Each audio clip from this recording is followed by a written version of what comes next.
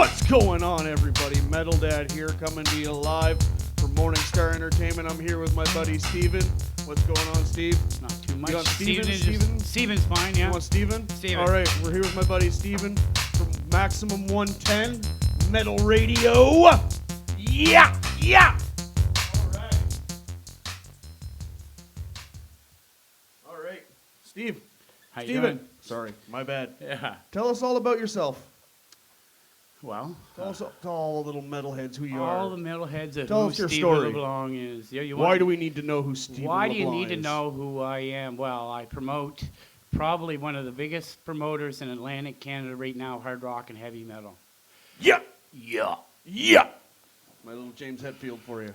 I work for Maximum Metal Nation Radio out of Windsor, Ontario, and we have quite a few, five, six, seven, eight DJs right now on our rosters throughout the week, and yeah, we're gonna go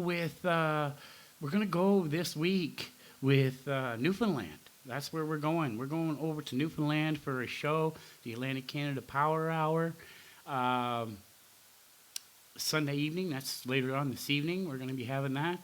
And it's funny because it came up where, people are like, if you don't support the bands, why wear the T-shirts? So, I 100%. Heroes Last Right just coming out with their album online. So I love those guys. Yeah, I got some of their stuff. I was paying attention, so you know, ladies and gentlemen, I wasn't not paying. It's doing our it. first time using this microphone, so I want to make sure all the levels and everything are good to go. Excellent. Heroes Last Rights, that is right. Yeah. Look at that shirt right right there. out of Fredericton, New Brunswick. Those of you who don't know who those guys are, go up, check them out on YouTube, Heroes Last Rights. Big shout out to those guys. Do a big deep dive on them. Wicked metal band from Fredericton, New Brunswick. Continue. Sorry. There we go. Play the drum. My little Celtic drum there. So, I started about 4 years ago building Maximum 110 Heavy Metal Radio Show. And I started with a computer and an internet signal and just started emailing. I find later on I got hold of PR companies. And the PR companies started sending me the bands. And we have a submissions manager at Metal Nation that sends us all, he sends me anything I really need, lots of independent stuff. Maximum 110 had started off with the independent music industry because at first the company I worked for, BME Radio, they didn't have the SOCAN license to play certain mainstream metal and stuff like that. So I started off in the industry here. I started going to shows. I seen lots of bands. There's tons of bands. I guess a new band I like to go out to see, I think, is Cave Dweller out of Fredericton, New Brunswick. Cujo Bonvi, he's the lead singer there. He's the lead Shout singer. out to Cujo. Yeah, he's the lead singer for Elevate the Virus, Yeah. Dumpster Mummy, and also I do believe Mechanism. Really? New band out of St. John by Justin Gogan. Busy. Yeah. So, just adding bands, promoting. You can find me at Maximum 110 Facebook page. You can go to maximum110.com. Check it out there. Like I say, I think I'm up over 800 bands promoting right now. I have 164 bands just here, hard rock and metal, out of the Maritimes alone, not including worldwide. I cast over 150 countries, and we're just rocking. It's funny because they just opened up a new server, and the numbers doubled for some reason. They went from 250 megabytes per second to the 300 mark, or 320 megabytes per second, and makes a difference if you're sitting back with a studio like we got at home there, and listening. It's just like cream for your ears, you know what I mean? It's funny because a lot of people I contact with say, how do you listen to heavy metal? Well, it was funny. I wondered why a long time ago. I was always a rock star. People call me that. People call me rock star Steve, Yeah. and Steve. So, it all started, in a kitchen party. I'm from Indo, New Brunswick, and That's exactly what happened. I grew up in the kitchen party playing country. We went to church as kids, and then we got older, and music just became my thing, and so did work. Because back in those days, we worked. There was lots of work going on, and that's what I did. My personal playing and stuff, I see where it suffered because I'm more concentrated on work than I did my music, other than what we got going on now with Nomination, right? So. That's our own stuff. And you say that again for everybody? Nomination. There we go. Nomination. Yeah, you can check it out. Nomination. Nomination. We play, it's a project, so, it's kind of light. The first bit of songs is quite light, and then we start to move into some heavier lyrics, a little bit heavier music here. It's funny because I bought a old drum set, $200 drum set. I think it was like a 5-piece drum set, and just an old birch thing. It was no scratches. And now I got $900 into it, and it just sounds awesome.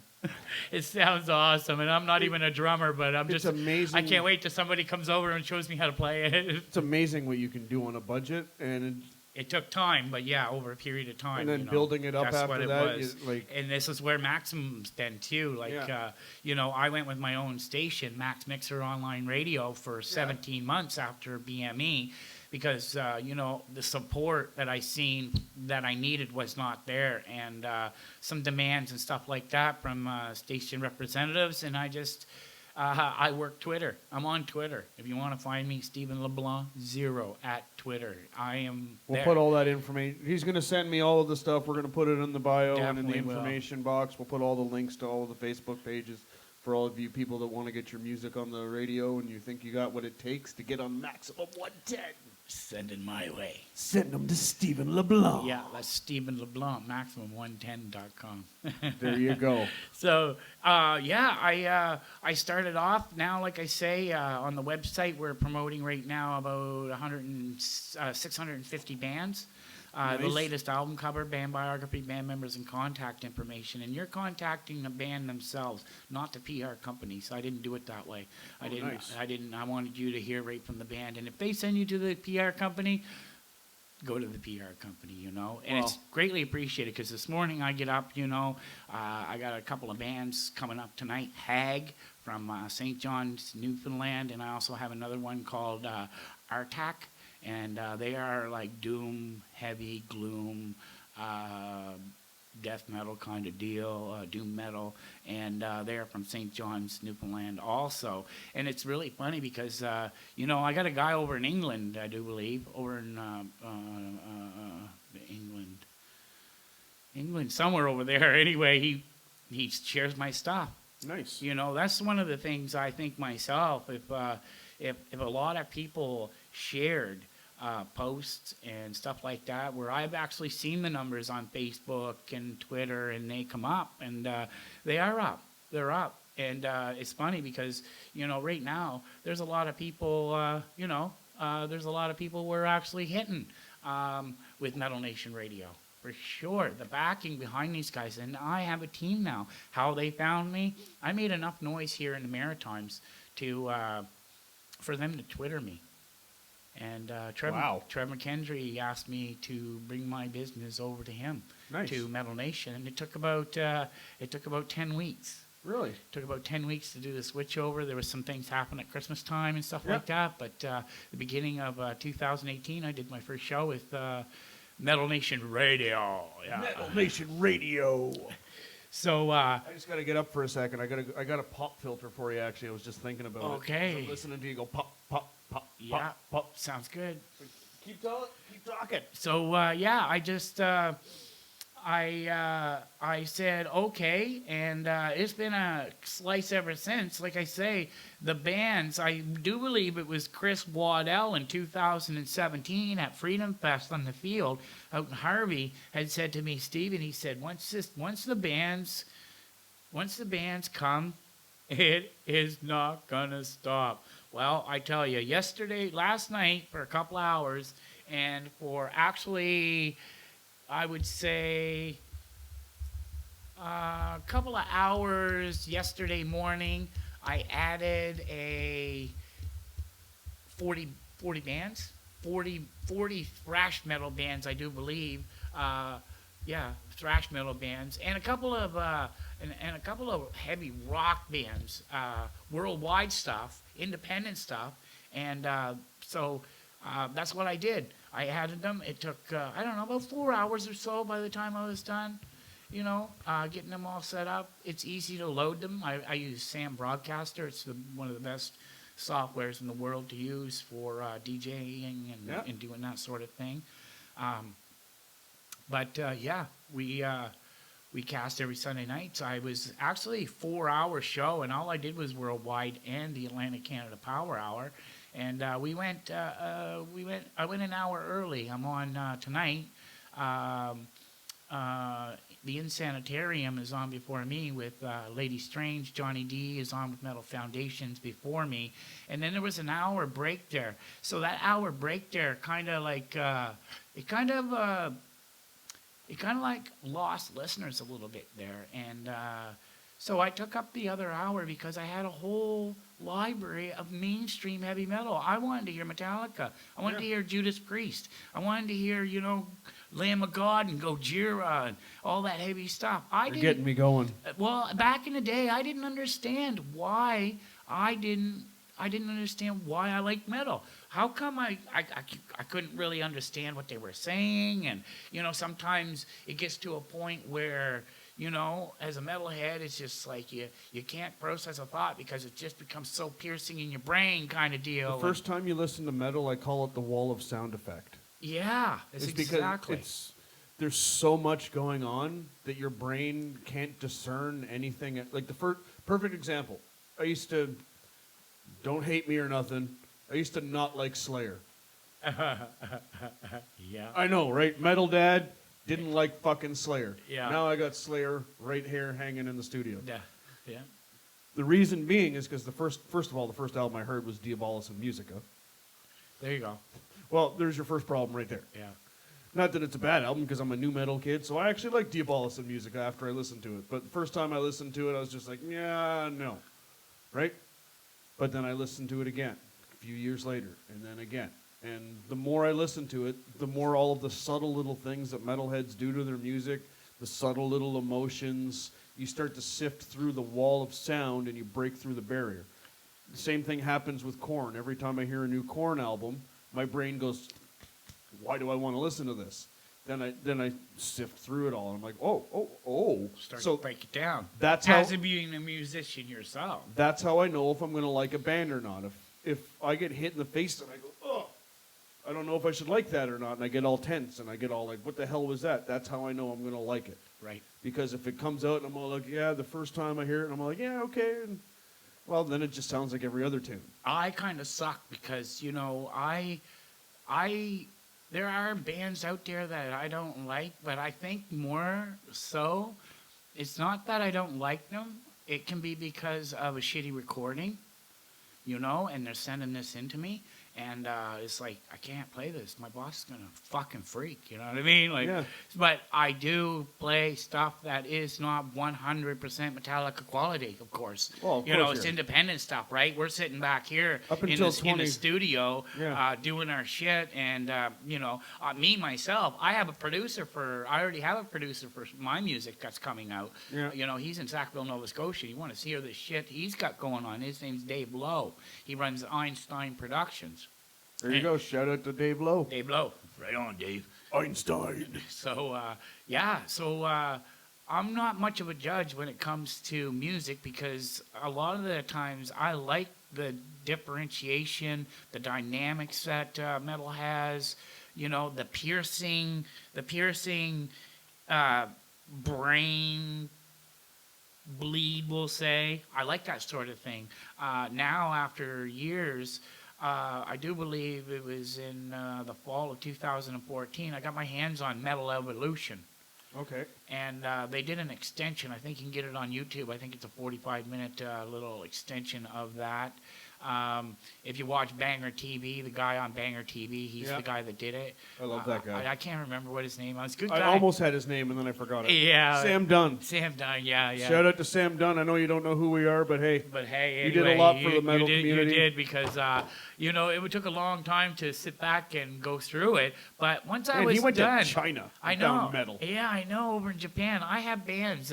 Evil. I have a band called Evil, right from Japan. Yeah. Like you say, I have. I don't know. Like there may be 70 countries right now that I deal with heavy metal, worldwide independent stuff. Yeah. It's phenomenal. It's phenomenal. But I knew after doing that video why I liked metal. Now I just had to click things in. Where I was at life at that time, my mom passed away just before that, and I was kind of like getting my own shit together, leaving a relationship there a year before, was still messed up, and then all of a sudden, I found myself in a kitchen party again. For a couple of years, just tuning out with my buddies, drinking some beers and having Kitchen some parties are pretty joints. addictive. And, it was, what are you doing Saturday night? Well, we're just gonna get together and do a jam. Maybe go canoeing in the daytime on Saturday. Come home, have a bonfire, and country living, redneck living, Because that's just what we do. New Brunswick living. New Brunswick living, yeah.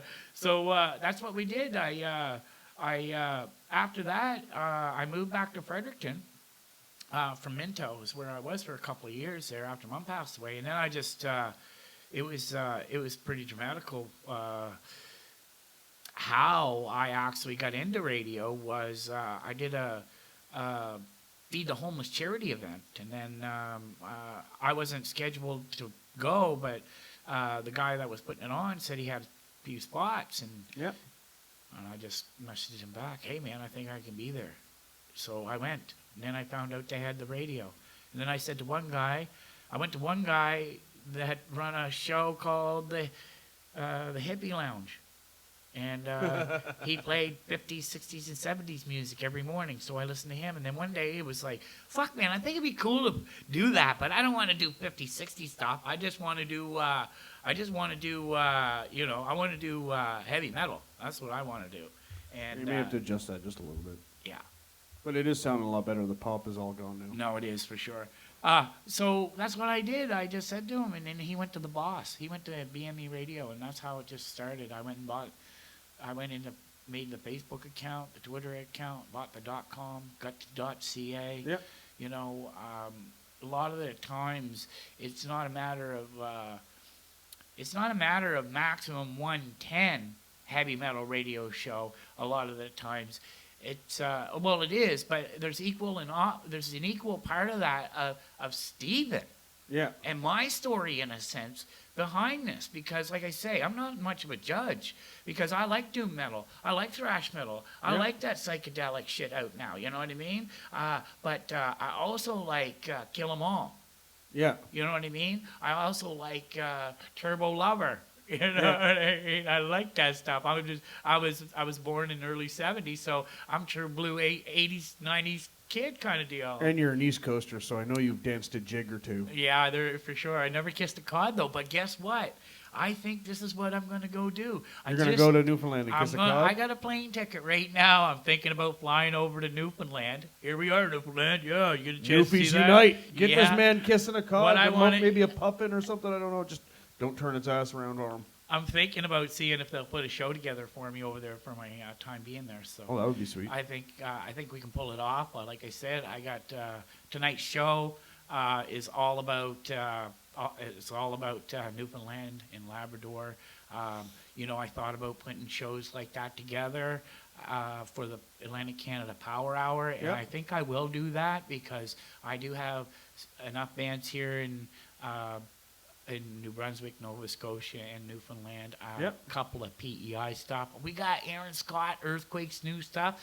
No shame tonight. Really? Yeah, brand new stuff. He's out of Summerside, Prince Edward Island, and they're all them boys are rockers. They're all rockers. The first time I ever met them was at Maritime Metal Hard Rock Festival down in Windsor, Nova Scotia.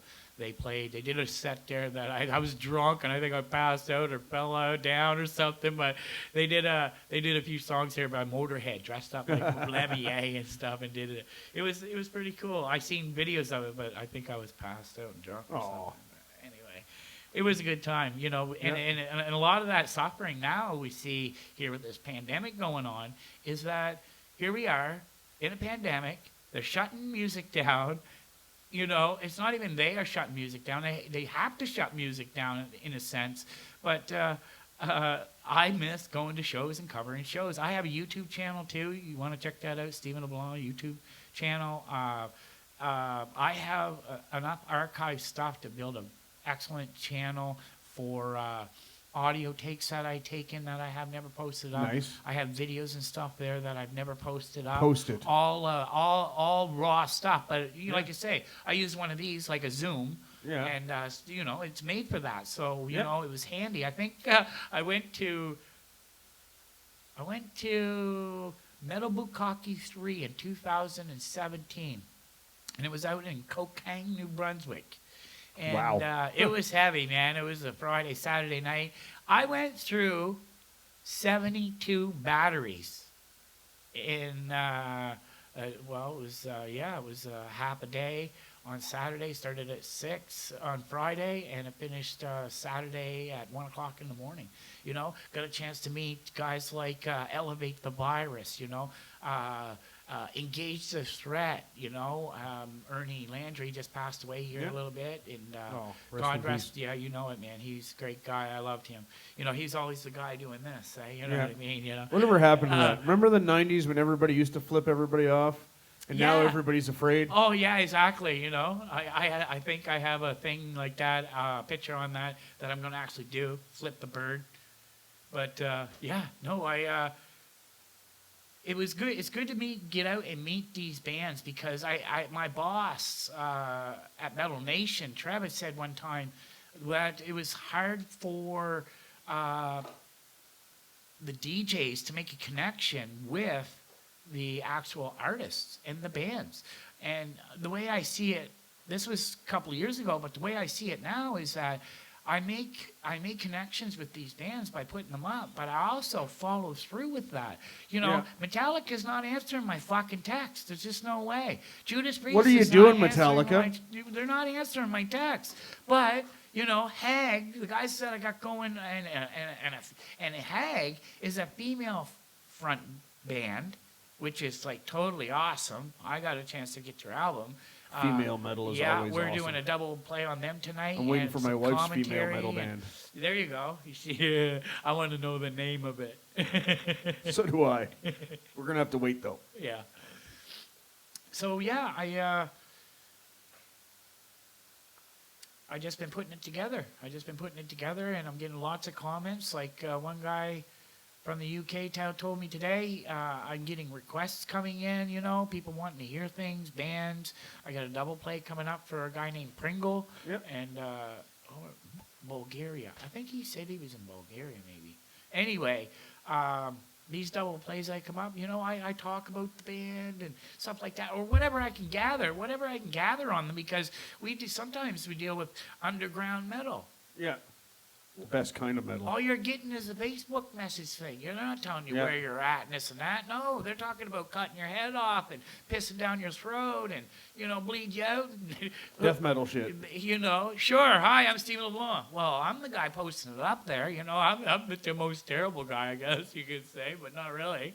Now things go. I understand lots of what they say, even when they're growling. It takes a bit of a keen ear to do that, but. Well, once you have to listen to it enough, but the other thing is you have to understand the emotion too, and that's one thing that, you know, and it's good for a lot of people. Like let's face it, it's good that a lot of people don't understand the emotions behind metal, because there's some pretty dark corners that metal goes to. Oh. But that's the healthy way to express those dark corners and those dark feelings and. That's what they're doing. They're doing it with lots of projects. So they're not acting upon these things. They're just going out and they're writing a song. Well, this is what came into my head today. right? And so they get it out, and it's a good, healthy way to get that stuff out for most people that have that going on. Because let's face it, there's a wide variety of humans on this planet. I think we got a stringer for Metal Nation, and it's Zach Wild comes on or something, and the guy commentary asked him, "Well, what is your definition of metal?" And Zach was like, "Well, I don't really know." And I thought of that for a while, and you know, I understand a little bit of spiritual life and stuff like that, studied and stuff like that. So I see where there's, you know, there's energy in the body in a direction, and it's always in that same direction. But with that spirit current in a person's body that lights us up, makes us walk, go to fuck to work, you know. Yep. Heavy metal is the revulsion of that life current. They're not letting it flow naturally. They're backing it up, and they do this from the stomach down, from above the solar plexus. Yeah, in a sense. No, not even that. the Down, sacral. down by the sacral, The where navel. and the perineum and stuff. You know what I mean? Coming up from there and not letting it flow up the spinal cord. So you know the definition is the revulsion. To me, this is the revulsion of the spiritual life current, because a lot of the things is that they don't want that current. They want to get this out. That's, you know, let's. I don't. It's funny because I see a lot of spirituality. It's a very unique way a lot of to look at it. A lot of spirituality I see in heavy metal. You know, not just the death and the gore. You know, some beautiful, beautiful music, opera, and some.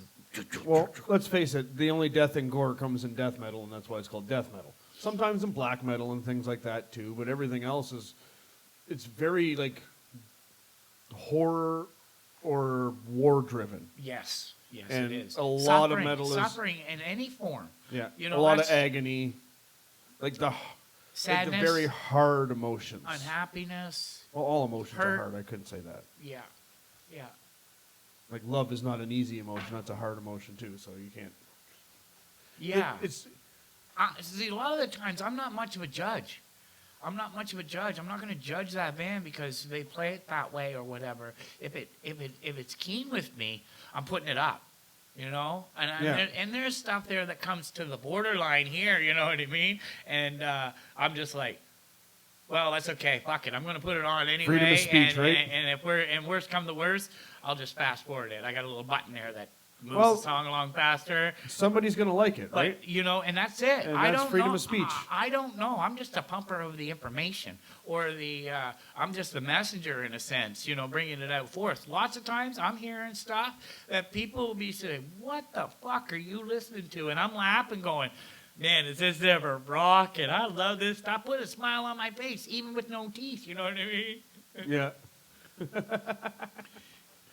Just the way it is.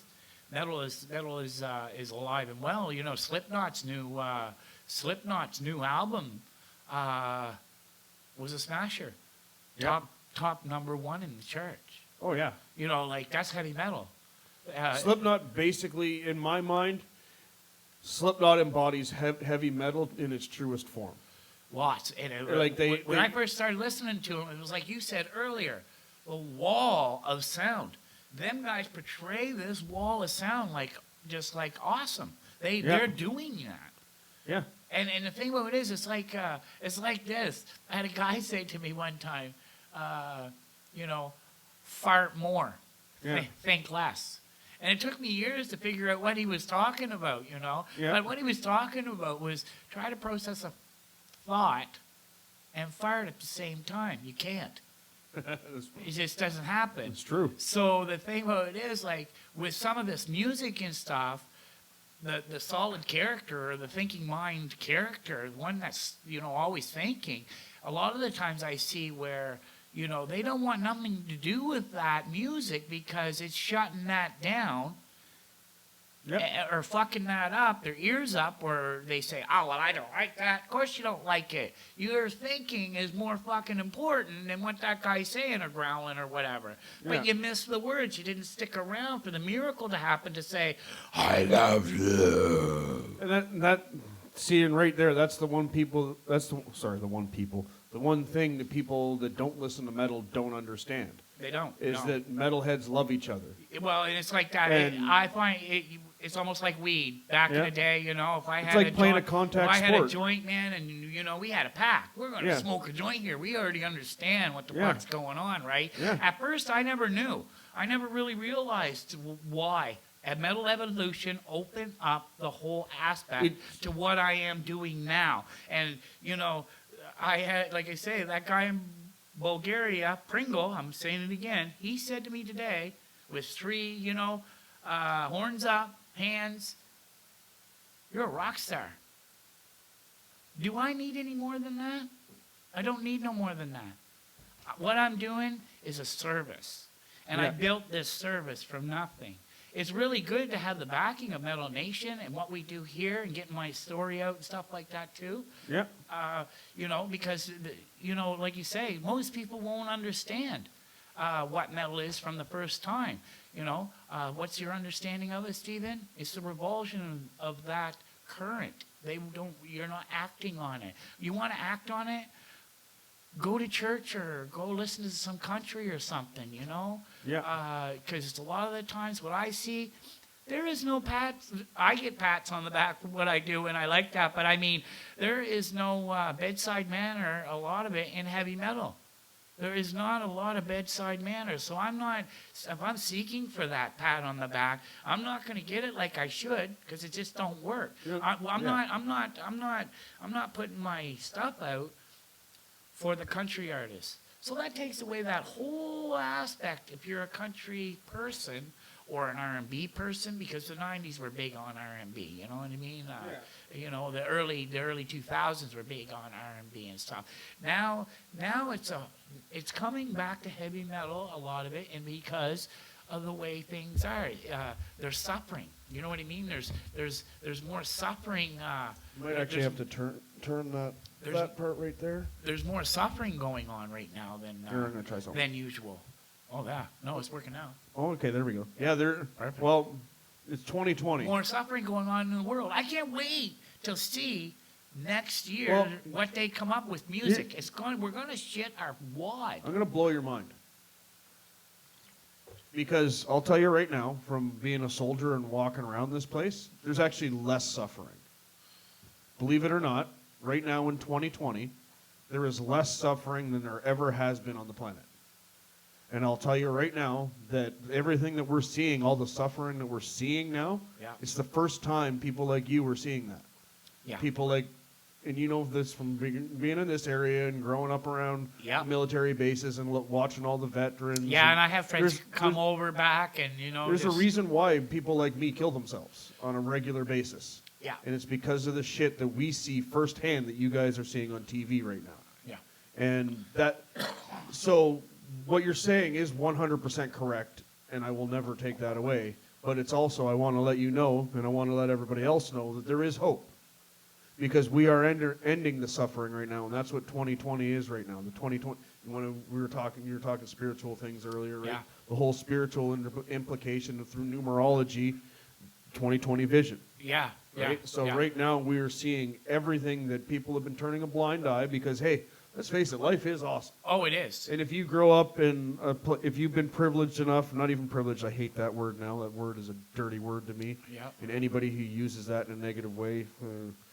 But just take the privilege word out of it. Anybody who's grown up in a free place, because let's face it, we're not free. Right. Nobody's free. No. Nobody has been ever. But we have been given a pretty good illusion of free. Yeah. And we are on our way. And we seek it and we try to grasp for that. Yeah. You're trying to grasp and, for that. Yeah. You know, and everybody can talk shit. It's never fulfilled. People can talk shit about Americans all they want. Oh, yeah, no. But their founding fathers did the best thing that any group of people or any group of men can do for the world, and that is they actually gave people real freedom. I can say that because as a Canadian, I know that I'm not free, and I know that we're still under British rule. No matter what anybody wants to tell me, our Prime Minister swore on oath to the Queen to keep her secrets and do what she tells him to do. Not what the Canadian people tell him to do, what our Queen over in England, who isn't even in Buckingham Palace right now, we do what she wants us to do. Yeah. I can say that. Yeah. But I can also tell you, we are getting our freedom. I, It is coming around. And remember what we were talking about earlier, and I don't mean to take over what I was No. saying? Yeah. The positive mindset. I will positive not I mindset, will yeah. not say Yeah. maybe it's going to happen. And my wife did a good job of beating this into my head when I was being very negative and not saying negative things. Right. Yeah. Exactly. It's you got to have that mindset. You gotta have it. Like yeah. people can say, "Oh, the book The Secret isn't real." Yeah. Well, if you want a Doctor Strange shit out of thin air, you want to pull a brick Well, of of gold course out of they thin do. air. Everybody wants something Good. for nothing. I'll tell you this right now. It's going to take you and your limited human fucking mind an eon to be able to do that. Yeah. Because guess what? We're not that evolved. We're not fifth dimensional creatures right now. We live in the third dimension, trying to ascend. So Right. the way it all works, it's actually quantum physics. And it works in the background so that you don't see it. It's not some magical, mythical thing. But if you speak it, it will come. Yeah. That whole Field of Dreams line there, if you build it, they will come. Yeah. It's true. If you Well, build it. that's where I said. And one of the things where I seen my cousin said to me one time, he said he was having problems and stuff, and I'm saying, why do you say that? You can't tell the future. Yeah. And then he, you know, and then he come back and he said to me, he said, well, you can't tell the future either. And I said, yes, I can. And he was like, you can't tell the future. Here it is on a text talk or something. And then he come back. I said, yes, I can. Yes, you can. How? He said, how the fuck do you tell the future? I said, man, it's my list. It's on my fucking list, dude. There's All the my secret. goals, all my things, calls and appointments to make things that take money and things that don't take money. If I ain't got no money, do something else, dickhead.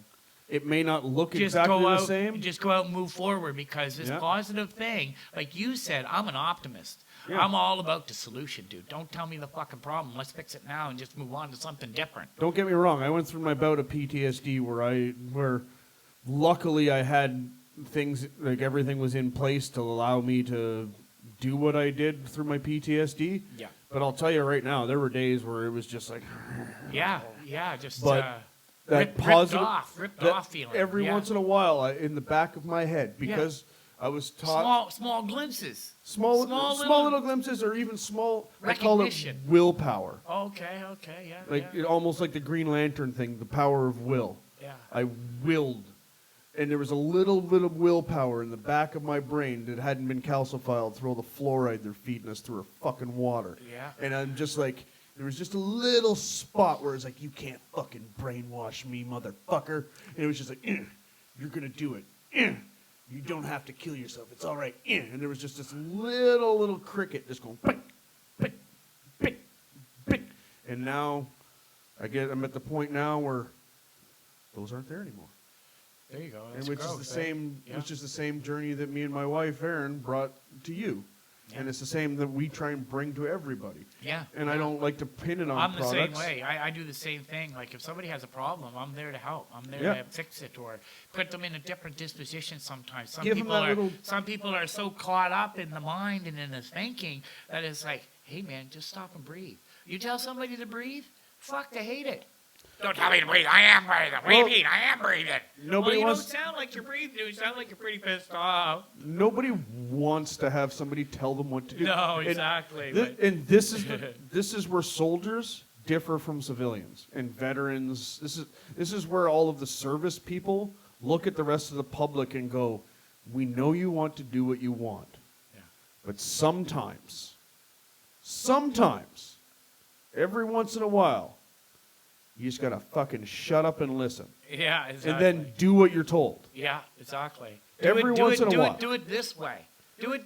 Who said I had to go do it all this way? But- when this guy kind of you could just hook up with him, and he would just show you how he did it his way. the books of success will say. As long as you lots keep- of them out there. And as long as you lead with your heart in that respect and go with your gut intuition, so you use your heart and your gut. Lots of people are leading their They're leading head. with this. Yeah, their head. If you watch them walking, their head is even farther than their feet. So they're thinking first, other than kick back and walk right. In a sense, you know what I mean. Most people's heads are beyond their feet. Their feet are trying to catch up to the brain, kind of deal. But like you say, lots of people, the way things are today, busy like me and you, couldn't get here at 1. Got here just before 3 or whatever. Yeah. But somebody's like, well, what do you mean you're busy? You just sit behind a fucking computer. You want to see what I do behind the computer. It came up the other day. I started building the studio before I knew about the radio. And I got a computer from my dad. My grandmother passed away. He bought it for me, an Acer, $400, $420, I think it was, just a cheaply made Acer. But that Acer has brought Maximum 110 right to now.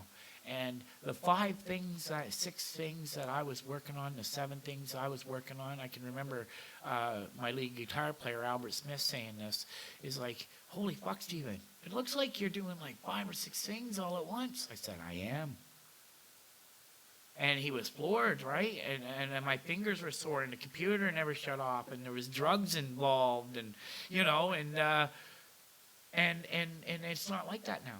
It's totally not like that now. I've been hacked by professionals. I've been shut down. The Fox here in Fredericton knows I'm around. They all know I'm around because I was making so much fucking noise when I first started out. I wanted to make the noise. Yeah. Well, I made it, and I got black out of that deal too.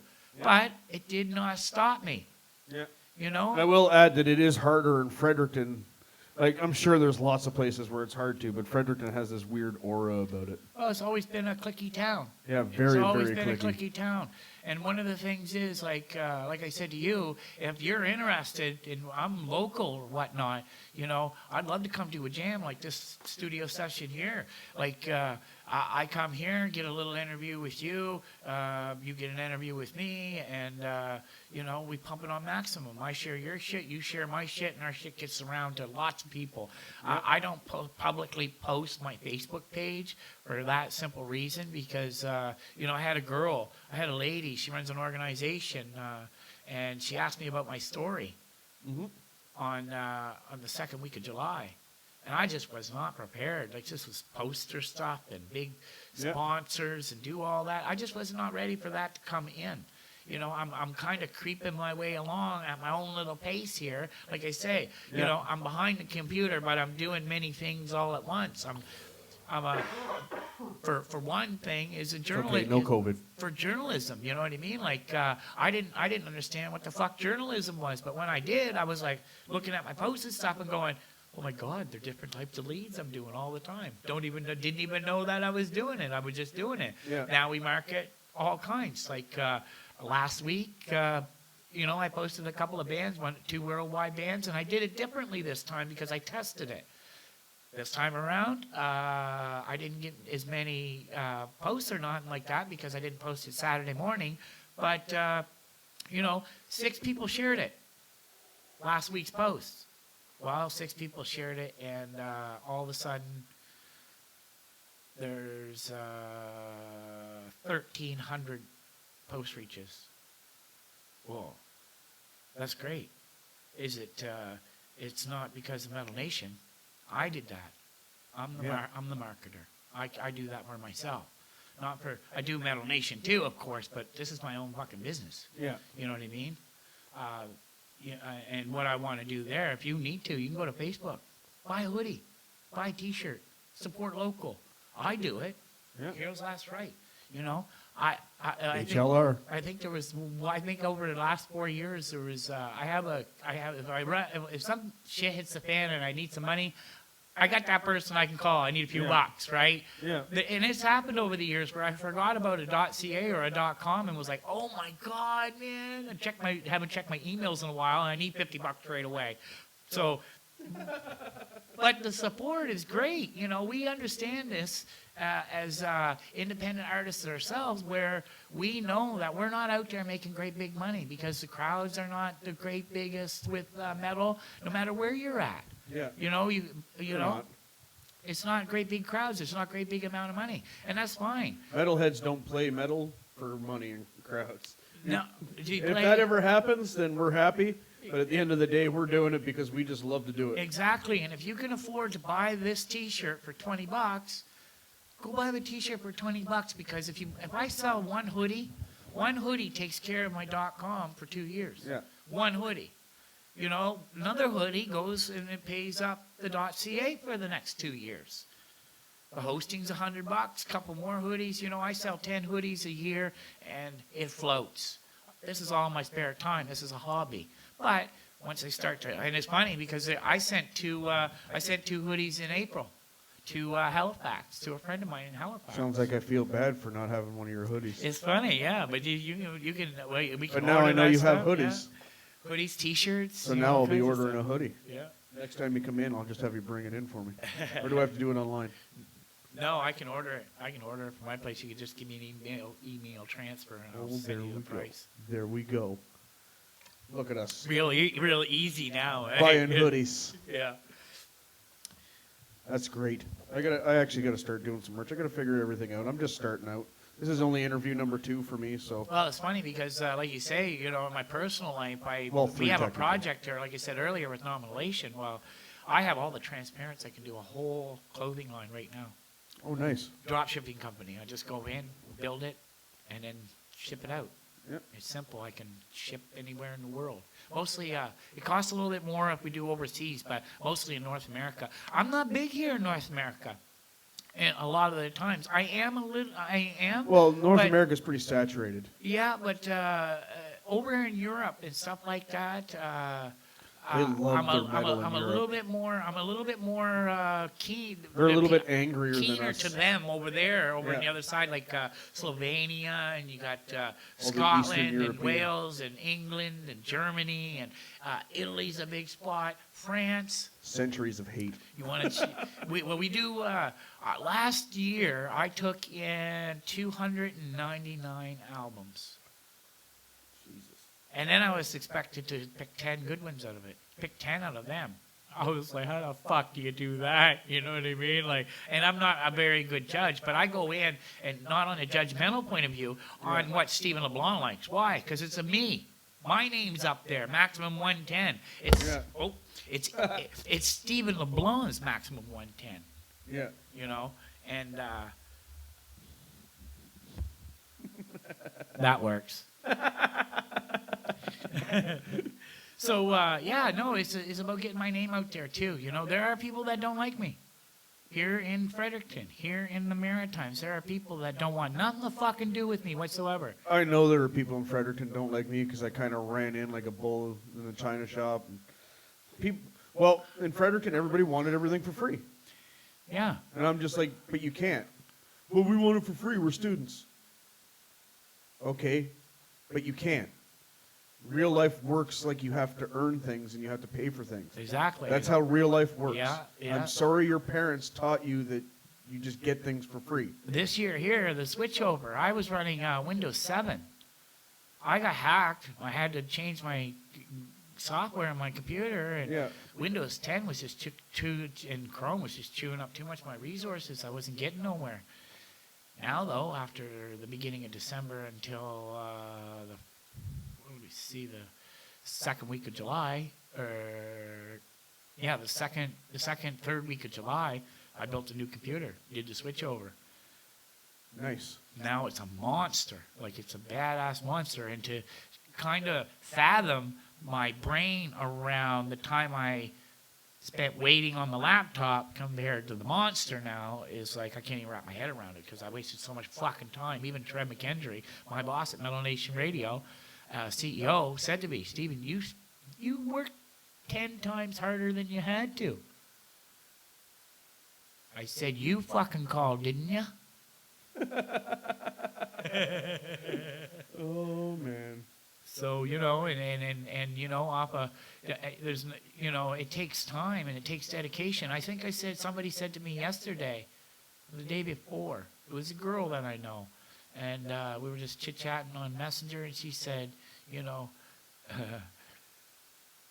about the passion and the drive and the determination and the dedication it's taken to get this far. Because back in the day, I just wanted a studio. Once I started the radio, I said the same thing that you said earlier.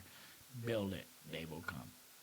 You know, I got people out there that don't like me. That's fine and dandy. Don't like me. When we're sitting in a meeting, any meeting, not everybody's going to fucking like you in the meeting.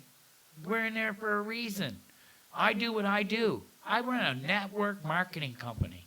Maximum 110 heavy metal radio show. And got it all wrapped up. Yeah. But I don't offer you a roll of toilet paper. I don't offer you shampoo. I don't offer you weight loss stuff. I offer you a service. And I don't get paid for it. But Metal Nation Radio pays for you to be on my show. If you're so can't prove we got all your shit together, they pay it out. They do pay it out. But what we do is a voluntary kind of deal. That's why I'd like to see lots of people buy a fucking hoodie. Hear that, ladies and gentlemen? Buy a hoodie. And everybody else, buy a hoodie. But it's true. It's true, you know. $20 here, $20 here, $20 here, $20 here, and it's the way it is with everybody, like you said. Yeah. I've gone. I know bands and bands all over the place. There's one band in Edmonton that I'd like to get. I can't remember what the name of it is, but they haven't sent me their stuff. I never heard too many bands being in Edmonton. You don't hear too much of anything being in Edmonton. No, but there's a really good band up there. They still haven't sent me their stuff. I don't know why that is or whatever, but, maybe whatever. What's their name? I can't remember. Okay, well, we can't. I'd have to go on my message. Well, we can't throw it on YouTube for them to No. for them to hear and see, and then, I'll just send Stephen Leblanc my stuff. Yeah, exactly. That's too bad. But We'll get them eventually. once If you're a band in Edmonton. my thing now is that it's 4 o'clock. Right Oh, on. 4 o'clock. 4 o'clock. Oh, there's the alarm. Yeah. It's off at 6, off at 7, off at 12, and off at 4. I keep it pretty scheduled. Gotta keep shit on the go. You know? Yeah. You know, it's like you the other day there, Metal Dad here. You want to find him? Go to Instagram TV. Doing the push-ups. I've been doing the push-ups every day. Awesome. I don't Good. take videos all the time of it, but it was like last night too. It was like around 7:30, and I'm going through, and I don't know. I seen one of your posts or something. It was like, oh fuck yeah. I'm not recording it. I'm just gonna fucking do my push-ups. You don't have to record it. I just do it because I want to. I know a lot of people can benefit from just doing push-ups, and it's actually a way, selfishly, it's a way for me to force myself to do it, because I know that if I have to show up and do it, then I'm going to do it. Yeah, And then I exactly. show up and I do it. It's like my list. It stems from responsibility. It's what it is. It stems from that. Discipline, You know, responsibility. I took a crash. I couldn't fucking believe what was going on. I was in a room, was just moved in, tons of stuff everywhere. I had a crash. Well, I didn't know who I could go to get some help. So I called the smartest guy I knew. I didn't call him. I messaged him, and he messaged me back and said, "Can you make it till Thursday?" I said, "Sure, man. I'll make a list." The list had 300 things, over 300 things on the list. I didn't know. I took a meltdown. I didn't know what to fucking do. I'm building the You might be radio putting too much station on the and list. all that. It was just unbelievable. Well, he gave me some writing software that made the list look. It was huge lists, and when I went there, we spent 2.5 hours there. And he said, "Well, you got it wrapped up." I said, "What the fuck you mean?" He said, "I just give you this software. Go home, try it out. Do you have any questions? Let me know." He said, "But no, here's your map, the list." I was like, "That's my map." "Yeah, that's your map." Well, I didn't understand until there was one day, a couple years later, I wrote a list. I was like, "Oh my God, I haven't even looked at that list in 3 weeks." So I picked up the fucking list. I opened up the list. It was even folded. I folded the list. I looked at the list and I grabbed the pen. I looked at the list and said, "Oh my God, that's done. That's done. That's done. That's done. Oh my fuck, that's done too. That's done." I was doing the list without even looking at the list. So how can you say you were in the wrong spot at the wrong time, right time or whatever? You're not. You can't. It's like this right how it here. is. It's like this right here, I couldn't make it for one. Is this the right spot at the right time? How couldn't it be? You're exactly where you're supposed to be. Exactly. You know, what more do you want? This is that seeking thing, right? Yeah. And if you're into metal or into the scene or the underground scene and you're looking for money, you're barking up the wrong fucking tree. Yeah. You are. You know, what are you going to Yeah. get out of a gig? $500? It's funny, I say that and say, yeah, you got to pay for it. You know what $500 is right now? Fuck all between four guys. It's nothing. Nothing. $100? Nothing. No, there's my joints and a case of beer for the week. Yeah. Then it's gone. Dude, I started throwing metal shows in Fredericton. I still have yet to make the money back for any of the shows that I did. Exactly. This thing about Right? online stuff and putting it together and stuff is still a matter of the scene or the means not paying you either. Yeah. Like if you're not out making money, if you're not out doing shows as a big band, you're not fucking making money. Hardly anything. You're gonna make the same amount of CDs and T-shirts or whatever, but unless you have endorsements or sponsors And and none stuff, of those guys make any money off of that stuff. They It's all the don't. record companies that make the money off the See, CDs and the merchandise. and here we go again. Well, I think the merchandise they we make talk all about money big off of. record labels. Well, big record labels are going down. Want to know why? Because I got a $12,000 studio sitting in my fucking living room. Yeah. The Back in the day, would have cost me $50,000. Yeah. You know what I mean? Yeah. And now, what are we doing? We did our own label, Max Mixer, Sound and Image. It's like you doing Maximum 110 right from your house. Me just doing this and then throwing them up on whatever Throwing video, it up on- whatever platform. And somebody listens, and then somebody doesn't listen. Yeah. You know, it all depends. Just how you word it, what you name it, how you describe it. Yeah. You know, that's just a matter. That's just a matter of it is. Lots of people out there looking for the wow factor.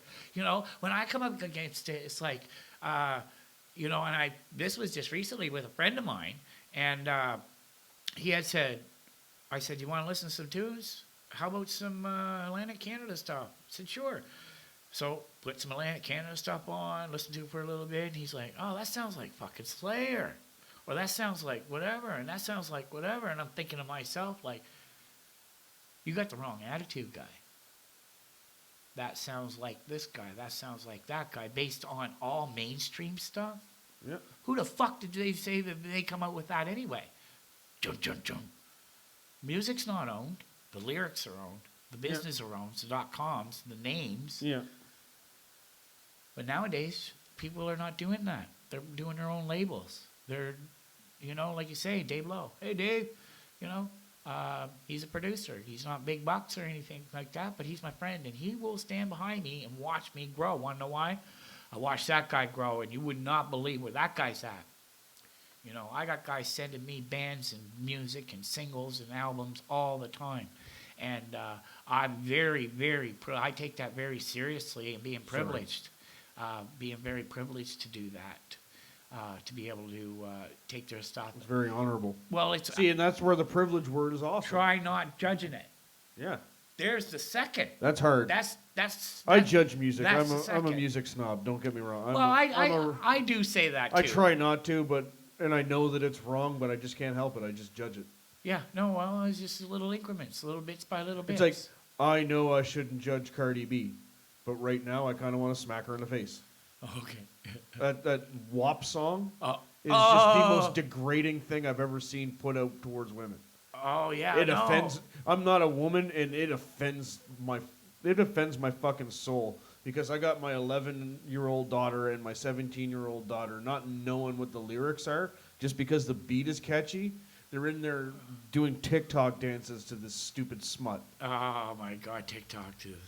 There's nothing wrong with TikTok. TikTok is awesome. It's just, but unfortunately, there's not a lot of creative people on TikTok, and it's all a bunch of lip singing and stuff like that. Yeah. And it's more for dancing and cosplay and for having fun. And it's just people learning how to be videographers. Yeah. So TikTok is a beautiful thing. Yeah. But you got all these I'm not going to say all these hip hop artists, but you have all of these mainstream artists saying a bunch of things that you don't want your children saying, but because it's got a nice beat and they're not yelling it in your face like a metalhead, speaking the truth to you. They Your think children- it's okay. Yeah, Everybody's okay your with children's it. allowed to listen No, it to was it. funny you said that there because the other guy, I think it was another guy that said the same thing. He sent me that, and I went and listened to the video. I never really, I never really listened to the lyrics or any of that thing. But, See, I'm you a know, lyricist, yeah. and I'm a poet, So I listened to every word. Yeah. And every word that Well, comes whatever out of it was, every I artist's didn't. I mouth. didn't care for it anyway. And- Wasn't my cup of tea. But the beats for all these songs are catchy and awesome. They get stuck in your head. A lot of but them, they it's layer it just with a all computer. this smut. It's just a computer. Yeah. It's easy to put something together. I got Oh, yeah. software to put up infomercials, videos. I got all the gear and everything. How come I'm not doing it? Well, a lot of the times, I just do what I do on the level I do a level that. You know what I Yeah. mean? Because I have made it. I have made it to Yeah. where I wanted to go. Studio. I got a great job now. I'm a home support worker, special care attendant. I got level 4 care. I spent a few years doing it, taking care of people. I do it now. And I love what I do. A lot of people. A lot of people know that I'm a spiritual guy in a sense, but I play some of the heaviest metal on the planet. Oh, And it's gore because there is some stuff. There is some stuff that I said no, I'm not playing this. There is stuff there. I said no. That's Well, not there's going on. stuff that I not don't- going on my like, show. I love metal and I love death metal guitars, Yeah. but there's just some bands that I'll respect their talent and I'll respect. And Yeah. I'll listen to their tunes. Yeah. But I have to tune their lyrics out, and I understand their reason for wanting to say it, and saying it in a healthy manner. Because yes, there is healthy ways to say you want to gut somebody and shit down their fucking neck. Yeah. You know what I mean? I'm Followed by please help me. yeah, I'm a military guy. I have no problem Yeah. with violence. Yeah. You know what I mean? But through my PTSD, there was stuff that I just couldn't listen to Yeah. because it triggered my PTSD. It brings you to those violent places you have to be a soldier. That's just my personal thing. I'm not going to say don't listen to Job for a Cowboy. Go listen to Job for a Cowboy. It's But don't take any of that shit seriously. it's all metal is all about I that. guess Mental health. It's about Yeah. death. It's about getting gloom. out. It's about happy. It's about sunshine. It's about acknowledging those Whatever parts it of is. you that you hide in the dark. Because emote means to bring forth. Yep. You're feeling that. Energy. Emote is all action. Emotion word. is energy It's in all, motion. It's a total action. Yep. So whatever that is out there, you're susceptible to it. You know what Yep. I mean? A lot of the time, might as well a lot acknowledge of the it. times you should just sit back and not do that. But yet at the same time, I got to go through all these bands and check these out and do this and post that and this and that. What I do makes me happy. A lot Yep. of it is. A lot of it. I said to a guy You the have other to show day. your brain off, I too. said no. I said this to him when I was on the farm. I was on the farm for a couple of months, and what did I say to him? I said,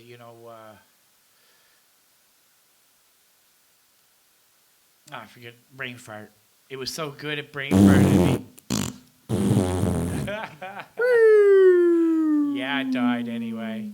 Well, that's okay. No, it's sometimes that's the way it is with me because sometimes it's really cool. So I got things I got to say, Yeah. and then sometimes it's just not mutable, Yeah. muttable. It's not muttable.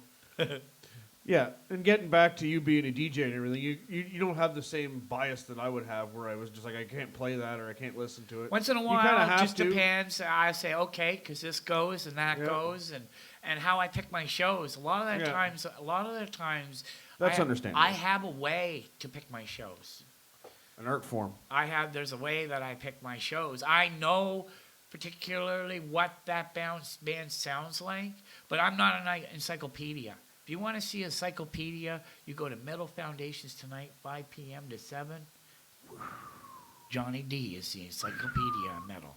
Metal encyclopedia. Foundations. I'm not, but I do know what I like and what I want to say, and a lot of the times I will, if you on a deeper level, if you listen to the lyrics, if you listen to the name of the song, if you listen to the name of the band, a lot of that, if you pick it out, I make a story inside that for every set kind of deal. An hour mainstream request hour, 2 hours of worldwide metal, and then the Atlantic Canada Power finishing us off. And like I say, finishing us off tonight, he's not from Newfoundland, but like you say, Aaron Scott Earthquake from Summerside PEI is going to finish off the evening. We also Thursday mornings, 6 a.m. to 10 a.m. In the morning is my replay, so you'll be able to pick Really? that up Thursday morning. Yeah, Hashtag replay. I'm right on after the Metal Zone with Scott McMahon, and I'm right before Victor Bruiser, and he's on Mondays to Fridays, 10 a.m. to 2 p.m. Eastern Standard Time every day. So you can tune in all the time, and it's good because really it is amazing.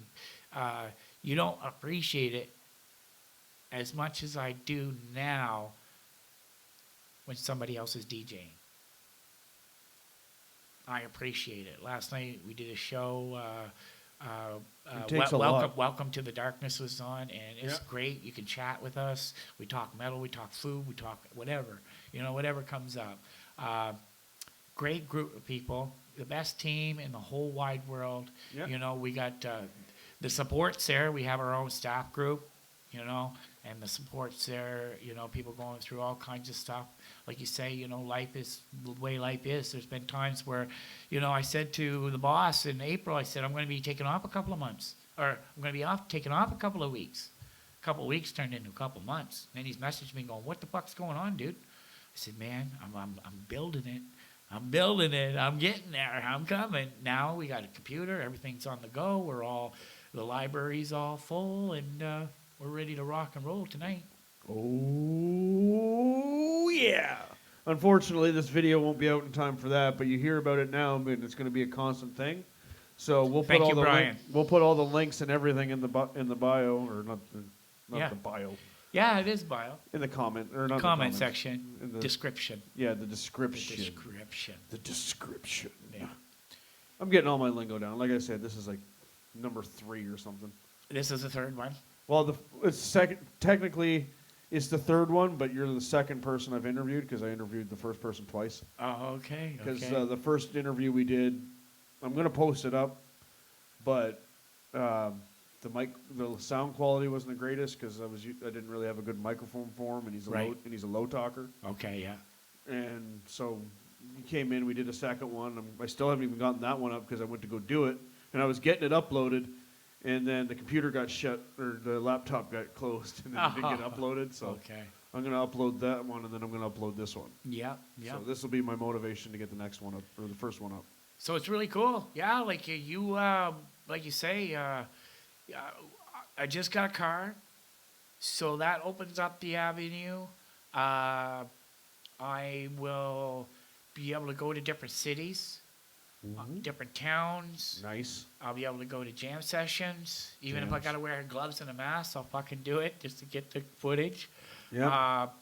We're gonna start. I've already started. I think I got 60 or 70 videos right now. One video per band on Maximum 110's artist list on my YouTube channel. Yeah. And then what I'm gonna do eventually there is. There's a way, I don't even know really, but there's a way you can add audio to YouTube and just put a picture up there. Yeah. So it'll be like the album cover. Yeah. And then my audio behind it. I can show you. It may not be 100%, but really, I do have a YouTube channel now, but we're just discontinuing it because it was with another company. But what I had called it was Raw Events. Okay. So they're raw events, and how I named them and numbered them stuff, it was really, really cool how I did it to organize it all. I'm going to do the same thing with the new YouTube channel. You can find it, Stephen Leblanc, Google. Stephen Leblanc. We'll like you said, send me all the links. I'll send you the links, and I'll post them up. And yeah. So we're moving right along. Like you say, show tonight. We got... this is the first time I ever did this with the Newfoundland deal because it took 10 bands to pull it off. Nice. So I do have 9 bands, including Scott Earthquake to finish off the Atlantic Canada Power Hour, but I got some of my information from Heavy NFLD online. He's at Ontario, but he promotes and works for people in Newfoundland and Labrador. Okay. So he's a big deal. We got Asher Media is also there, a big part of it. And like you said, your stuff, Morningstar Entertainment with yourself. You know what I mean? Like, It's actually, well, depending on which way you're looking at it, Fallen Pawns is the name of my band. yeah, Metal Dad is the name of this thing, and then Morningstar is the Morningstar Entertainment, or MSE, is what controls all of it. yeah, that's awesome. Yeah. Yeah. See, like we say, like, we were definitely keen because of the studio to build Max Mixer Yeah. sound and image. Max Mixer, where it come from, was my old radio station, and I had all the numbers and stuff like that, and the email and all that Yeah. lined up. So I just put it right back to use again instead of starting something different, and it's pretty good. It's Mixer's MIXXER. Triple X. Everything's gonna be triple X. That's a '90s thing for sure. Yeah, Remember in the '90s when everything was triple X, it was too. and then 2010 hit, and now everything's G. Or The Rock. And The Rock came in. Yeah. Remember when The Rock was rated triple X, Yeah. and now he's all fluffy? Yeah, yeah. Well, he's still badass and would fuck you up, but Oh, yeah, for sure. he's doing all of the field good stuff now. He's not out there smacking jabronis. And it's funny because I also thought myself, like, you know, the other day it was like, fuck, man, I've never been in any big mosh pits and all that and my stuff, and I think I'm probably too old for that. I have a little bit of fun, but I have to leave. Well, Anyway, I'm kind of in the same boat. I'm afraid to go into mosh pits because I don't want to hurt anybody. yeah, hurt myself or Well- hurt anybody else. Usually, if I want to go hurt somebody, I'm the guy. If I get hurt, I'm okay. I'm the guy getting hurt if I do that. It doesn't matter. I'm like 6'2", 230 to 250 pounds. So some fucking 140 pound kid slamming into me, not going to be good for them. Yeah, no. You know what I mean? I spent my life playing hockey and football and rugby and doing all that crazy shit. And then I after I joined the army, I realized that I couldn't be in a mosh pit anymore because then Yeah. well, the big mosh pits, you know, the ones at Ozfest and things like that. I actually went to I tried to get into a mosh pit in Ozfest, and everybody was afraid of me. They were just running away. Nobody would mosh with me because I was just too aggressive. Yeah. So I'd have to find some pretty. I'm gonna find a pit. And somebody's gonna dare me and be like, "I got a fucking pit for you. Well, bring me to a fucking pit, and I will fucking mosh in it." That'll be the answer you get from Metal Dad. I'm not afraid of the pit. I just don't want to hurt anybody. See, that was nothing to do with current of the life force. I was channeling it. It stopped about your belly button. No, you're not going no further. Pull it back. Oh, when seeing you do that, seeing you do things like the double flip offs, Yeah. it makes me miss the '90s. Oh well, it's Seeing guys like Stone Cold Steve Austin and just flipping the bird. That was when Eminem was hating everybody and flipping everybody off, and Limp Bizkit was breaking stuff, Rage Against Machine. raging against the machine. You know, now everybody's all like, Oh, the people don't even know what to fucking think right now. yeah, It's starting to turn over a little bit more into the metal now, and even Maximum. well, even I had Metalhead seen- stopped. I had seen back a couple years ago, maybe 3 years ago now, just building it and stuff with not many likes or not many post reaches, 20 post reaches, 30 post reaches, and you know, to see this grow, it is awesome. It is totally awesome to see this grow, the post reaches and stuff. But like you say, you gotta share. You gotta share your shit. Yeah, share it. You gotta share it. If you don't, well, it don't get out there. But the thing about it is, they want me to share it. They want me to play their music and get our music out. We play and this and that. They're getting paid. Yeah. They're getting paid if it's fucking out there. You know what I mean? Like if you're all paperwork's done, you're getting paid, dude. Yeah. By me doing it. You can donate. Maximum110.com. Oh, there you go. Shameless plug for Maximum 110. Buy a hoodie, donate some money. Yeah. But no, I do it for the fun of it. I love doing what I'm doing. I get, like you say, privileges just to hear new stuff. I got. Well, you gotta keep her going. You gotta keep the I have a coppers guy. still, right? I have a guy from Sackville that sent me in. Skip Protege. Yeah. And he doesn't know technical too much. Didn't know how to send me or email me his album. He said, man, if I send it to you, he said, well, you think you can, play my stuff? And I said, fuck yeah, sure, send it to me. When I put together the computer, we didn't put in a virtual drive because it wouldn't fit with the game card. And the slot that was used, I would have had to take the front cover off the computer. What?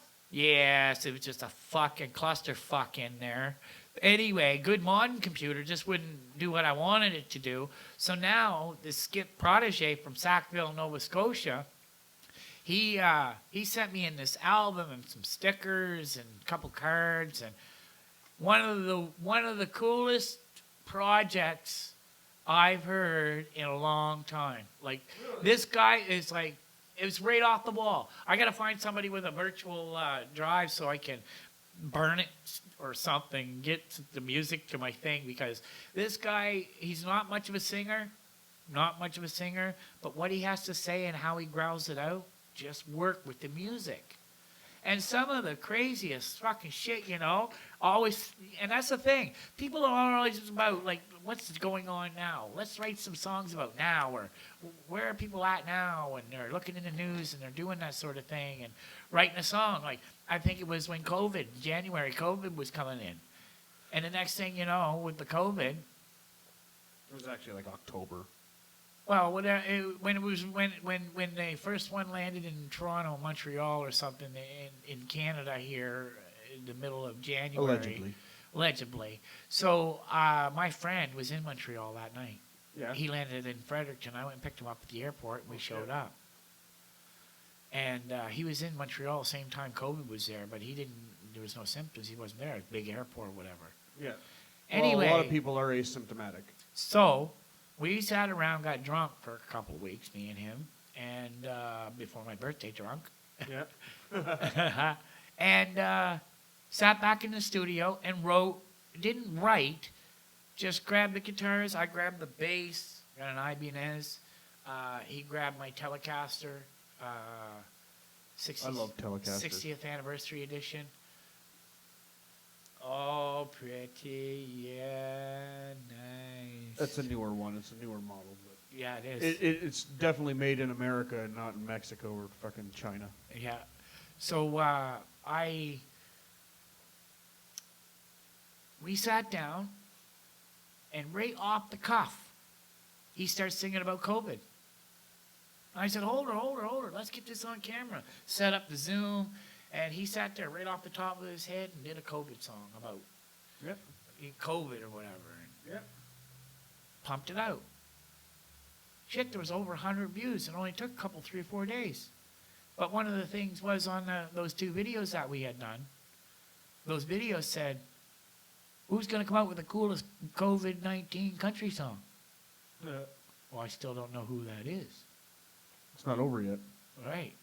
But the thing about it was, there was no COVID songs on there when we did this. Yep. That's the part about staying on top of stuff Yep. and getting it out there. It takes a little bit because you got to record it, you got to master it, you got to produce it, Yeah. and then put it And out. if you're only one person, it takes even longer. Yeah, exactly. And if you got kids, it takes even longer than that. Yeah, and your job. So You you're got a fucked job. there. Yeah. Right. So it takes But it's doable. to do music and stuff. It takes a team. Oh yeah. Definitely takes a team. Or a lot of time. There's a girl coming tomorrow night to our session. She plays bass. Bass. And Does she slap at the bass or does she play the bass? I don't know. We're gonna try. Does her she out. use a plays pick? I don't. I Or think does she use her might. fingers? I don't know. I seen her play with a pick once, but Well, you can play with a pick, but if you predominantly play with a pick and you don't use your fingers, are you really a bass player? right. Are you playing guitar? I play Like- bass with my fingers. I don't See- play with. I can't play with a pick. I try. I do both, Yeah. but I started playing bass like a guitar until I met my bass player, and then I was just like, well, fuck, I'm not a real bass player. So I don't really say that I play bass, but I know how to play one. Yeah, that's the way I am. But I do use my fingers now Yeah. when I play. Like I finger pick it. Yeah. So We got another guy coming out on Wednesday evening. Wednesday evening, he's going to show up in my studio, and he's a friend of mine. We met in a rooming house about 3 years ago, and Sorry, I keep getting up. he loves the bass. He didn't have a bass back then, so I just contacted him a couple of weeks ago, and Yeah. he said he had a bass and an amplifier. I said, that's good. I said, I got a bass, I ain't got an amplifier, so bring your gear. Come over Wednesday after work. So he's That's good. That's exciting. Sorry, I had It to is. find the charging thing for my vape stick. It was bugging me because I was like taking a haul and then it died like mid haul. I'm like, shit. yeah. I'm not trying to be rude. No. It's like the last cigarette. It's like a cigarettes. They always run out. Oh, Cigarettes I'm glad, always run out. I'm glad I don't smoke cigarettes Oh, fuck. anymore. I wish I could just get rid of them. And really, You will. Well, it's coming. Oh, my goodness, is it You coming? keep drinking that Elite, and it'll go. My eyes got better because of Elite, and my eyes got better because of the Elite. Really? It did. My Oh.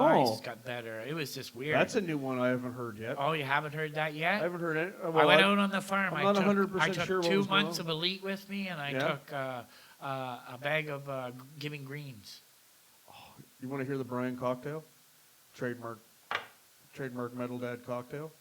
Take 2 scoops of the Giving Greens. Take a pouch of the Elite. Put them in 500 mils of water.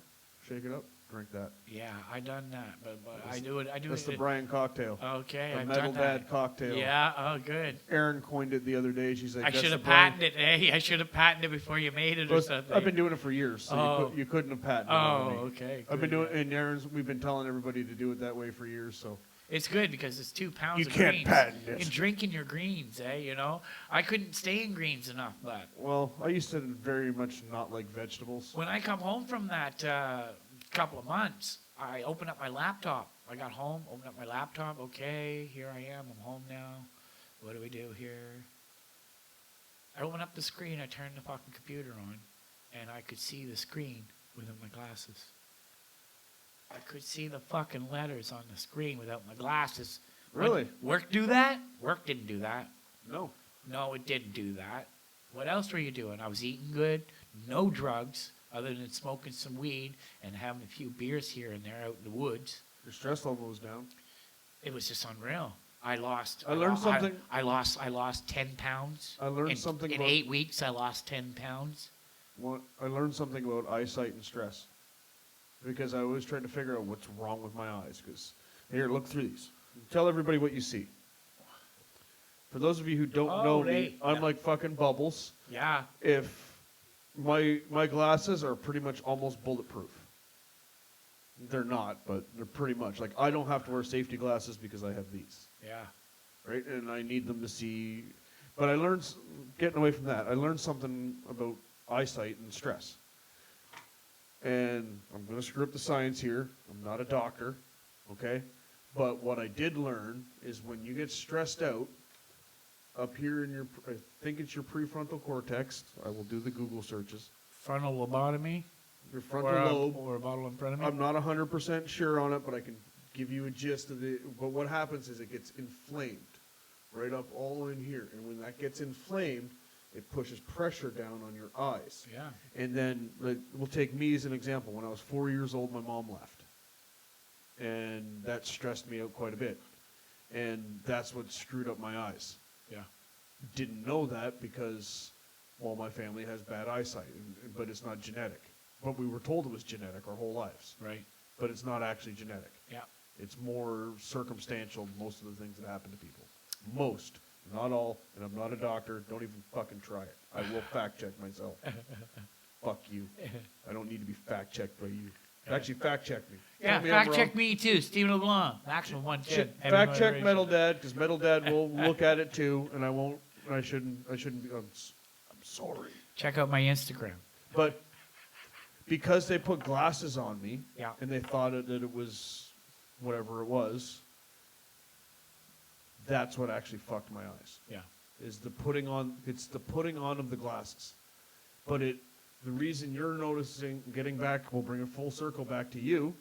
the reason it's happening to you is because the cortisol is being lowered in your body, Yeah. which is lowering your stress. Yeah. Your inflammation is going, so your eyes are opening up. And the There's still pressure- more to do, though, Brian. Oh, Holy oh. fuck, there's still more to do. I believe you. Unreal. Like I believe you. you But know, you keep getting that into you. even being on the bicycle here in the Get last the little exercise while. into you because Man, it's not all just. they say about- go for a 15-minute walk because it's good for your heart. Yeah, drive my bike as fast as I can from one end of my street to the other and back. I'm sitting down on my step. That's what's happening. This is actually a good time to take a quick little break Okay. because I'm going to go get the package of Elite and the Giving Greens so we can put them here so people can see what we're talking about. Sure. I don't have any Giving Greens, but I have the package. Sounds good. Smoke break. Smoke break for you. Rock on. All right, we're back. Looky, you got that all fixed and everything. We got our jab. We got our Get some Java. Java? Yeah, we got some Java. We had our little smoke break. Now, ladies and gentlemen, what we were talking about before were these are the Giving Greens that we were talking about. And you take 2 scoops of those and mix it with that for the Metal Dad cocktail. If you guys are interested in those things, well, just let me know in the comment section and we'll get you sorted out. Here's the scooper. The big badass scooper, 2 pounds. But we'll tell you, if you want to get healthy, you just let us know and we'll help you get to wherever you want to go to get your health, your gut health, your mental health, everything back in check. Because, hey, even though it's 2020 and everything looks like it's burning, They're still We're good here, man. we're going to get through it. They're still good. We've gotten through worse. You're We're going to right. get through more. I think there was a guy I was watching there the other day. He said something about, it all started off with anthrax. And how, the society, they feared everything. Everybody was, oh my God, it's anthrax. And Yep. then all of a sudden it was the bird flu, in the early 2000s in a sense. And then it was then it was the fucking swine flu or H1N1. Everybody freaking out and thousands of people getting vaccinated or whatever. And here we are again with the same thing going on. Vaccinations, this and that, and the same thing going on again. This is a hard subject to tackle It right is- now. it is 'cause for sure. I'm trying really hard because here's where I stand on it. I believe that there is a virus called coronavirus. Yes. All right? I do believe that there is something. I believe. I'm not going to say I believe, but all of everything that's been presented to me has been presented in a way that this was made in a lab in China, funded by people who are very rich from the United States and Canada and Britain and wherever else. Basically all of the rich people of the world. So, but it's more like they found a way to weaponize the flu. Yeah. If you think about it. No, it's true. They weaponized the They flu did it through through the fear. media. They did it through the media. But something beautiful is going to happen from it. Oh, Which is what's we're which gonna is grow. Here in the Maritimes, we are the best bubble in all the fucking world not right even now. just that, But we're people are gonna growing be- here. People are I'm going to be healthy. standing beside you as a buddy now. Yeah. Even though I'm not. It's like, hey, man, we smoke a joint together, Yeah. and we had that path kind of deal, like a couple of big guys offering having a few beers or Yeah. whatever. They have that kind of connection. We have a really good connection because we deal with, network marketing in a sense. Yeah. Whether it's a product or a service. That's what we do right now. That's what we're doing, this podcast, whatever. That's just what's all happening. about getting Metal healthy. Dad, you know what I mean? Push-ups. Brian Hilson, you can find him on Facebook, you know what I mean? Yeah, Metal Dad and Push-ups Instagram, work for aka everything. the I dog. said that for years and years and years. No matter where Push-ups, you're at, pull-ups. what you're doing, Leg if raises. all hell fucking breaks loose, you could still fucking do push-ups. Yeah. All hell breaks loose, you can still do push-ups. Always do push-ups. Saves everybody's life. Push-ups save I read a people's story lives. about this SAS guy. More than a mask would. Yeah. And he actually became a prisoner of war, so POW, and he actually came out of being a POW stronger than when he went in. Yeah. And I think I was going on the push-ups here, but what he actually did is he's the one that created isometric training. Fact check me. And if you don't know what that is, I'm going to explain what it is. It's basically using the contraction of your muscles to make them stronger. So instead of just doing a bicep curl with a dumbbell like what I got over there, you just sit here like this, and you just flex your muscle. and it does the same thing Yes. as lifting the weight. Yep. And you can just, and push-ups are a perfect example of using your own body weight in a simple way, no matter where you are, to just use your body weight in order to strengthen your whole core. Yeah. But do you see how that's spiritual? Yeah. That's spiritual. Push-ups are spiritual. Somebody's like, what are you talking about? Hey, man. Have you ever Well, gotten on your belly and forced yourself to do a push-up? What are you thinking about when you say, I'm going to do push-ups? You know, you want to kill somebody or whatever the case may be, or you're frustrated or you're angry, or if you're happy, just do push-ups. It works every time. It works in jail. It's a good way to reset yourself. Where does it work? It works good in jail, man. It'll work good out here. Yeah. Perfect. Yeah. 100%. So, I know you were playing your guitar. I was playing my guitar. Getting your guitar warmed up and your voice all warmed up. Yep. Are you ready for a song, or do you want to keep talking some more? Or? No, we can do a song. This is a project that we got going on. You can check it out at Nominalation. I don't even know how to spell it. And Nominalation. It's funny because the thing about it is, with that coming out, it's people are like, what the fuck does that mean? Because when it came up, it was like I was getting nominalization. And I was like, no, I don't want nominalization. I broke it down. I broke it down to its finest, which was nominal. Well, nominal is something actual, but not really true in the dictionary. But when you add an A-T-I-O-N on it, it makes it an action word. So it's the moving of something not actual or not real, not physically real or whatever. Nominal.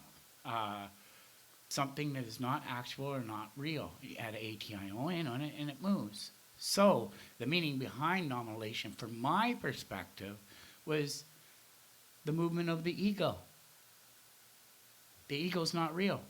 It's not actual. It's not hardcore. It's not something you can grab onto. Facts. You have an A-T-I-O-N on it, and it's the action of that Of removing ego. the ego. No, not removing it, just the action of it. Well, you want to remove it, you might have to contact me personally for that. I've heard microdosing mushrooms might help remove your ego a little bit. Yeah, you can do that too. I seen a guy there the other day, or just recently talked about it, and doing psychedelics and stuff back in the 90s, and how he got this really weird feeling and then stopped the psychedelics and never really found it again until he met the spiritual master or teacher, and then all of a sudden it was like, oh, there it is again. Oh, there was a connection there somewhere, and it was like, wow. And it studied and moved forward on that. So back to nominalization. All it is a collage of songs that I wrote from the age of 16 to the age of 35, 36, 37. And there's 9 songs there that we got. That's extremely poetic. We have another album we're going to start working on here just before Christmas. And we're going to start writing tracks right away. Like, not totally right away, but in the next month and a half, we'll be writing tracks. So, yeah. All right. Without further ado. I'll fuck this up. No, you won't. I won't fuck this up. You're going to do this, and it's going to sound glorious. All right. I'm going to shut up and let you go.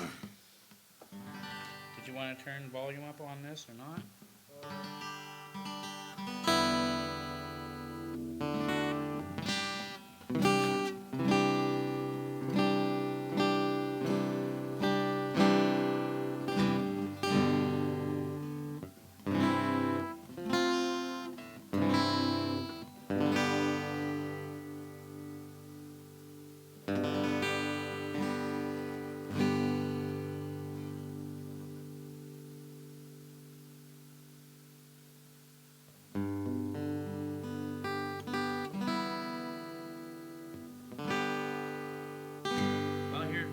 This song is called Canadian Country Boy. It'll be the first song on the album, and it does sound a little country without any backing. So anyway, we like a little bit of country rock, blues rock, kind of blues style music. Not so much heavy metal, but...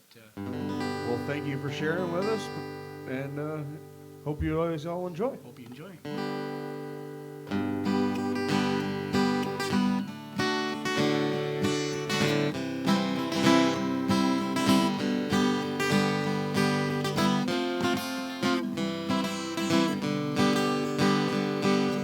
I've been living hard and free, not much money as you see. Doesn't bother me, you wanna know. I'm as wild as one man show. All the places that I've been, all the people that I've seen, sure been around a one-horse town. I'm a Canadian country boy, free. Canadian country boy, wild and free. Canadian country boy, you see, yeah, yeah.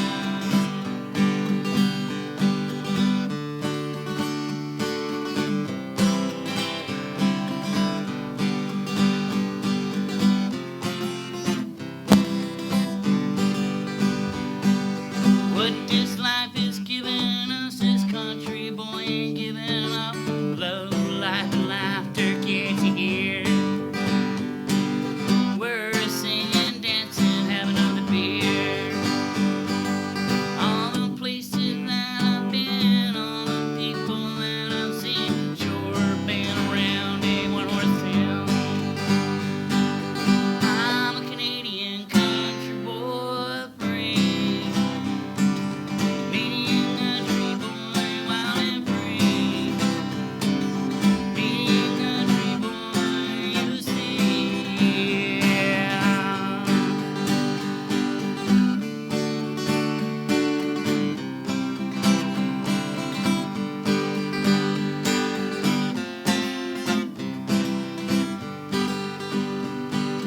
Not much different this time around. My new guitar seeking a sound. Here we are living the life. Not as easy as the roll of the dice. All the places that I've been, all the people that I've seen, sure been around a one-horse town. I'm a Canadian country boy, free. Canadian country boy, wild and free. Canadian country boy, you see. Yeah, yeah.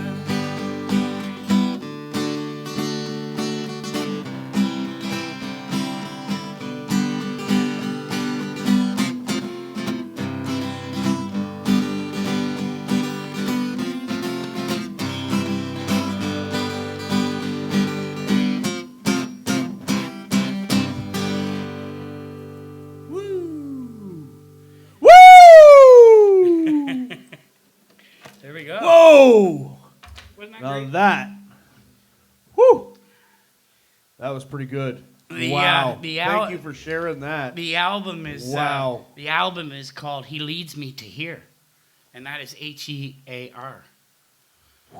Yeah, it's pretty. Nice. It's a pretty good album, and the thing about it is the reason why is because I went to I played another thing one time. It was a benefit or something, and I went down and instead of just smashing off songs after song after song after song, I kind of took my time and talked about each song before I actually played them.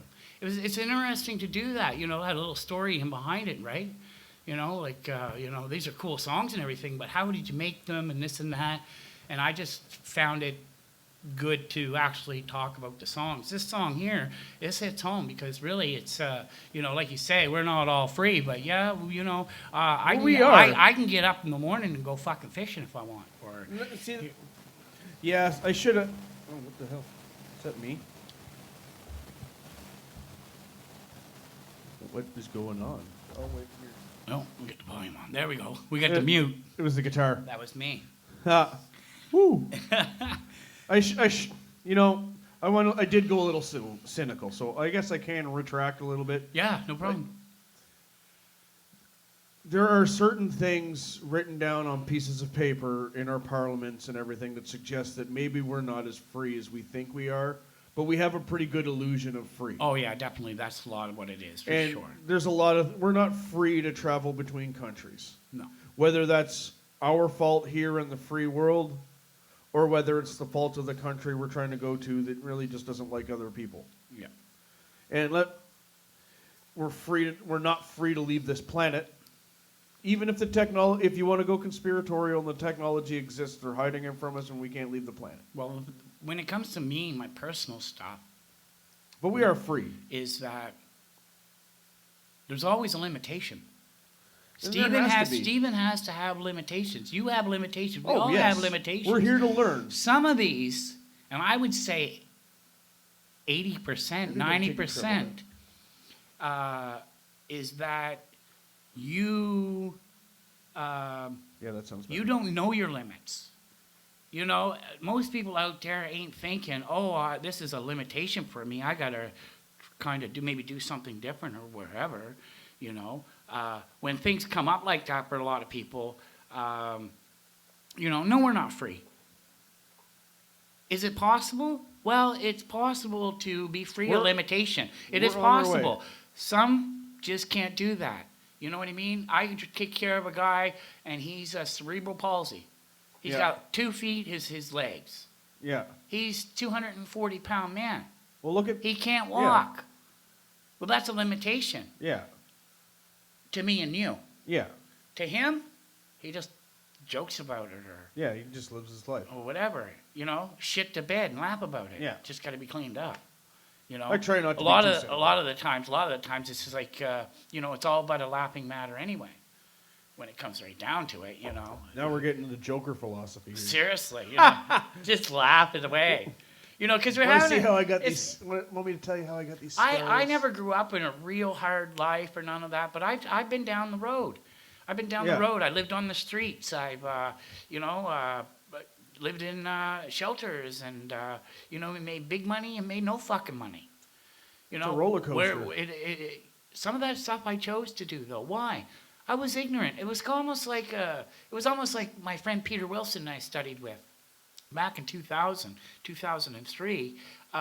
You know, I didn't understand about gay people because I knew myself that I wasn't really homophobic, but Yeah. it was just that in my mind that that's what happened as a kid or whatever, and that's what you gain all your life. That's one of the reasons why I studied philosophy and different religions around the world, because Yeah. I wanted to understand what that guy in China or Japan, where his brain was coming from, or in India where the Bhagavad Gita is. I wanted to understand that. Well, that's what I did. I studied tremendous amounts of literature for 3 years. And the amount of information now that's available on all of that stuff to us. It's all easy. I was doing this in 2000, reading books and doing VHS tapes, Oh, man. and doing audio tapes and discourses and stuff. Now, Darshan,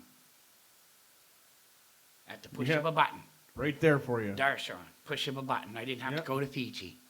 Yeah. You know, I didn't have to go to California. I didn't have to go to Hawaii. I didn't have to go to Australia. I didn't have to go to Europe. I didn't have to go to New York. Yeah. I didn't have to do those things. And it's funny because, you know, this, like you say, like my life has been pretty good. But yet at the same time, I a lot of that stuff I did for myself. I had a guy say to me the other day, Stephen, drugs ruined most of your life. And I was like, fuck you, man. I had those experiences with Yep. drugs, without drugs, drinking, not drinking, sober as a judge. I stood at the top of the CN Tower one time, and I said this to my ex-wife. I said, I wanted to blow the world. I wanted to pull my pants down at the top of the CN Tower and tell the world to kiss my fucking ass. That is seriously what I said to her. Yeah. 3 years later, I'm at the top of the CN Tower, blowing the world a kiss and meaning it in that point in my life. Why did I do that instead of saying kiss my ass? Because that's what Jenny said. Instead of doing that, Stephen, why don't you go up there and blow the world a kiss? Well, at that point in my time, I was clean. I was on, I was on a spiritual path at the time.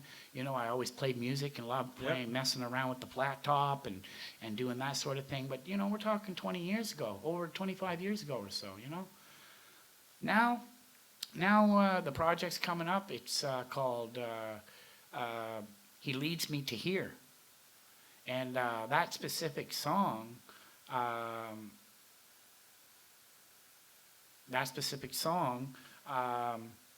was written probably, it would have been about 35 years old, about 9 years ago, 8 or 9 years ago. But like you say, there's a whole collage of stuff coming up too. We got another album coming out, probably going to call it Pay Attention. Really? Yeah, so, I got the I'm writings. intrigued by all of this stuff. I got the writings and stuff already, and I want it now. yeah. Stephen, why is it not in my computer and me listening to it now? It's going to be heavier. There's more of a death kind of, and it's a switch for my life. This was back then. Now it's going to be the new switch. Well, the new switch would be from like 2005 somewhere until 2020 in a 15 increment period, like from 90 to 90, from 1990 to 2005, and from 2005 to 2020. What we gonna build from there, I don't know. Dude, I don't care about making money, really. I'm telling you right now, you know what we're doing right now? Nothing. You know why? Because we're learning. True. Because even hard times is a learning lesson. You know what's happening right now. No matter what your conspiracy, no matter what your feelings, whether you wanna believe in this or not, because I do believe in it, and I believe that we're going to be healthier because of it.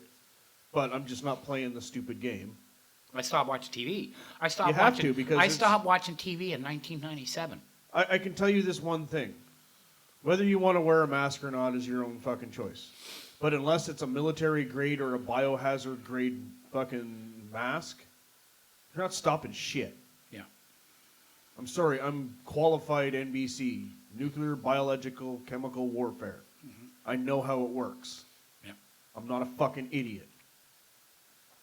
You're whether you wear the mask or not, it's a comfort for people. Yeah.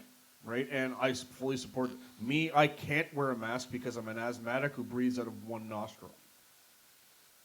My glasses are so thick that it crushed this nostril, it closed this nasal passage right here. Like I can't, my fingers don't get up there. Yeah. Nothing gets up there. Listen. Yeah. Yeah. Maybe it's this one. I might be all screwed up. But, so, quite literally, I'm already not getting enough oxygen, and I'm not circulating more CO2 back into my system. Yeah. I'm just not. I can't, because I can't breathe. I fucked my lungs. It's my own fault. If I die, I die. Yeah. But I'm a soldier. If I die, I'll come back. I don't give a fuck. Yeah. Right? So it's not a big deal to me. But for anybody that needs to feel safe, yeah, go right ahead. A lot of the times, if I'm going into a place or something, I'll bring a mask with me just because it's the way I heard it the other day. It's not a matter of, oh, I'm going to get something from you. I'm not going to get something from you, but me wearing a mask or protecting from just in case somebody else. You know what I mean? Like you said, you're appeasing the people in the building. You got to make everybody feel better, right? Exactly. If it's airborne, the mask isn't stopping it. Well, no, not as no. Because the mask doesn't have a good enough filter to stop something airborne. Yeah. Right? No, so you're breathing through it anyway. And right? I haven't even gotten into my PTSD yet. Yeah. Because putting the mask on just reminds me of what's going on in those Muslim countries where they're masking women. Yeah. Right? So you can believe that or not, I don't really give a shit. Yeah. You know, the facts is that there are people in Arab nations that are masking women for the exact same reason that maybe they might be trying to impose Sharia law here. I don't know, but I have heard that our Prime Minister has made Islam the #1 religion in Canada now. Oh, great. So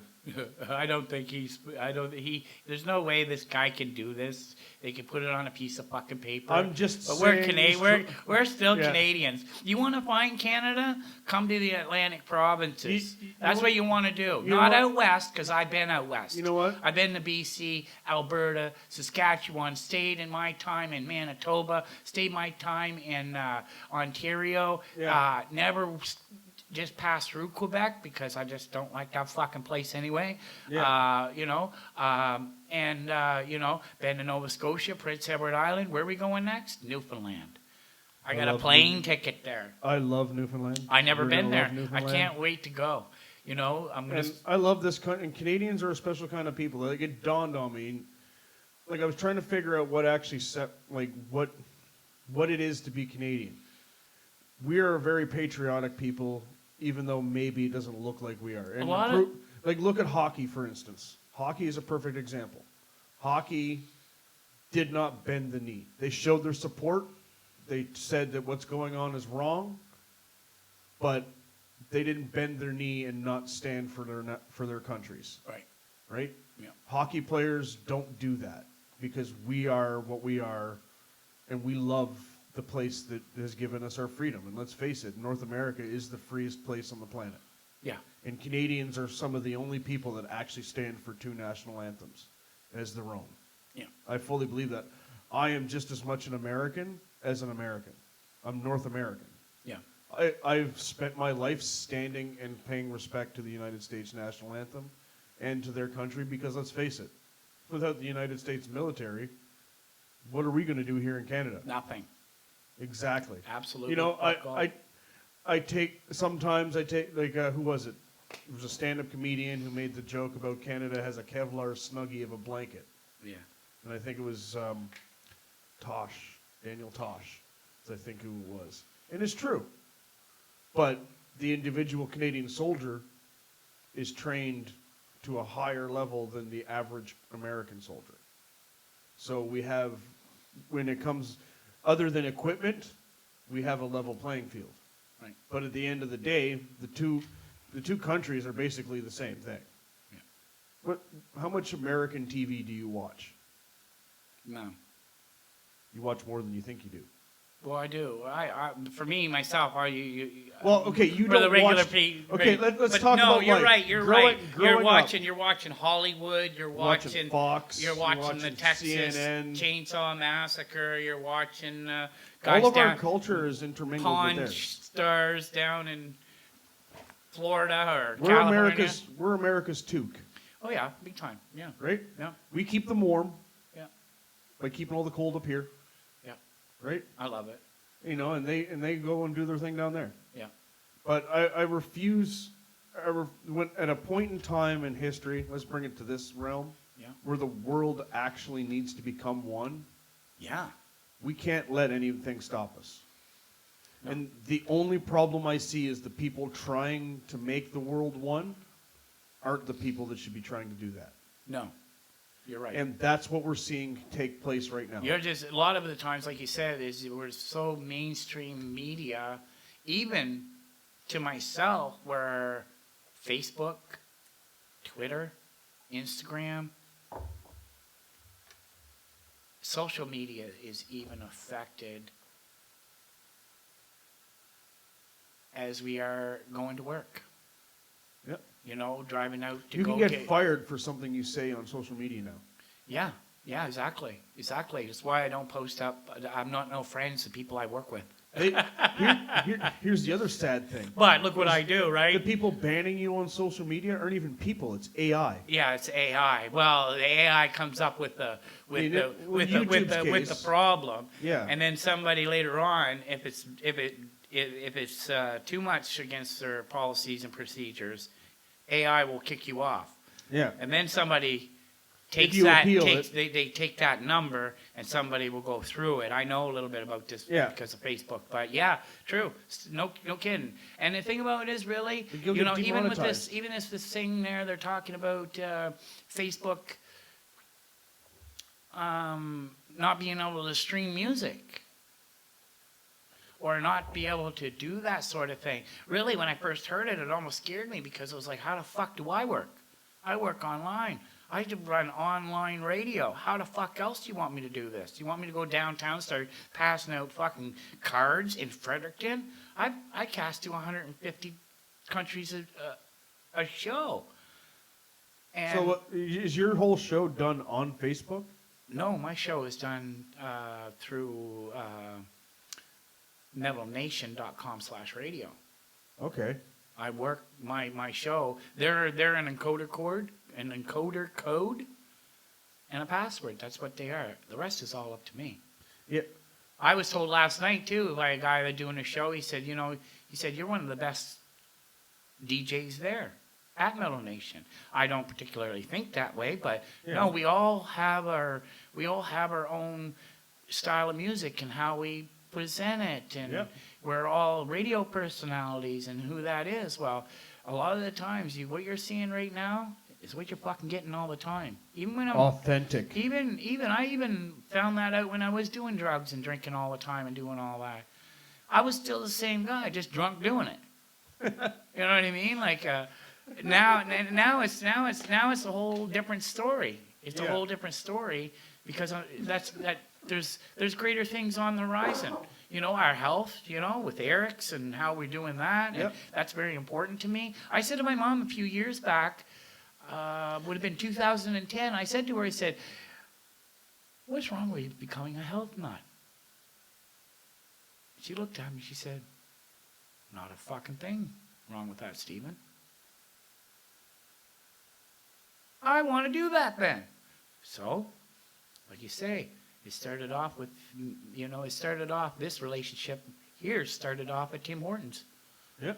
Back in 2016 when I took that meltdown. Yeah. And then I figured it out and I went on the list and, and I said 3 months ago, I'm having a car. There you go. It's sitting out there.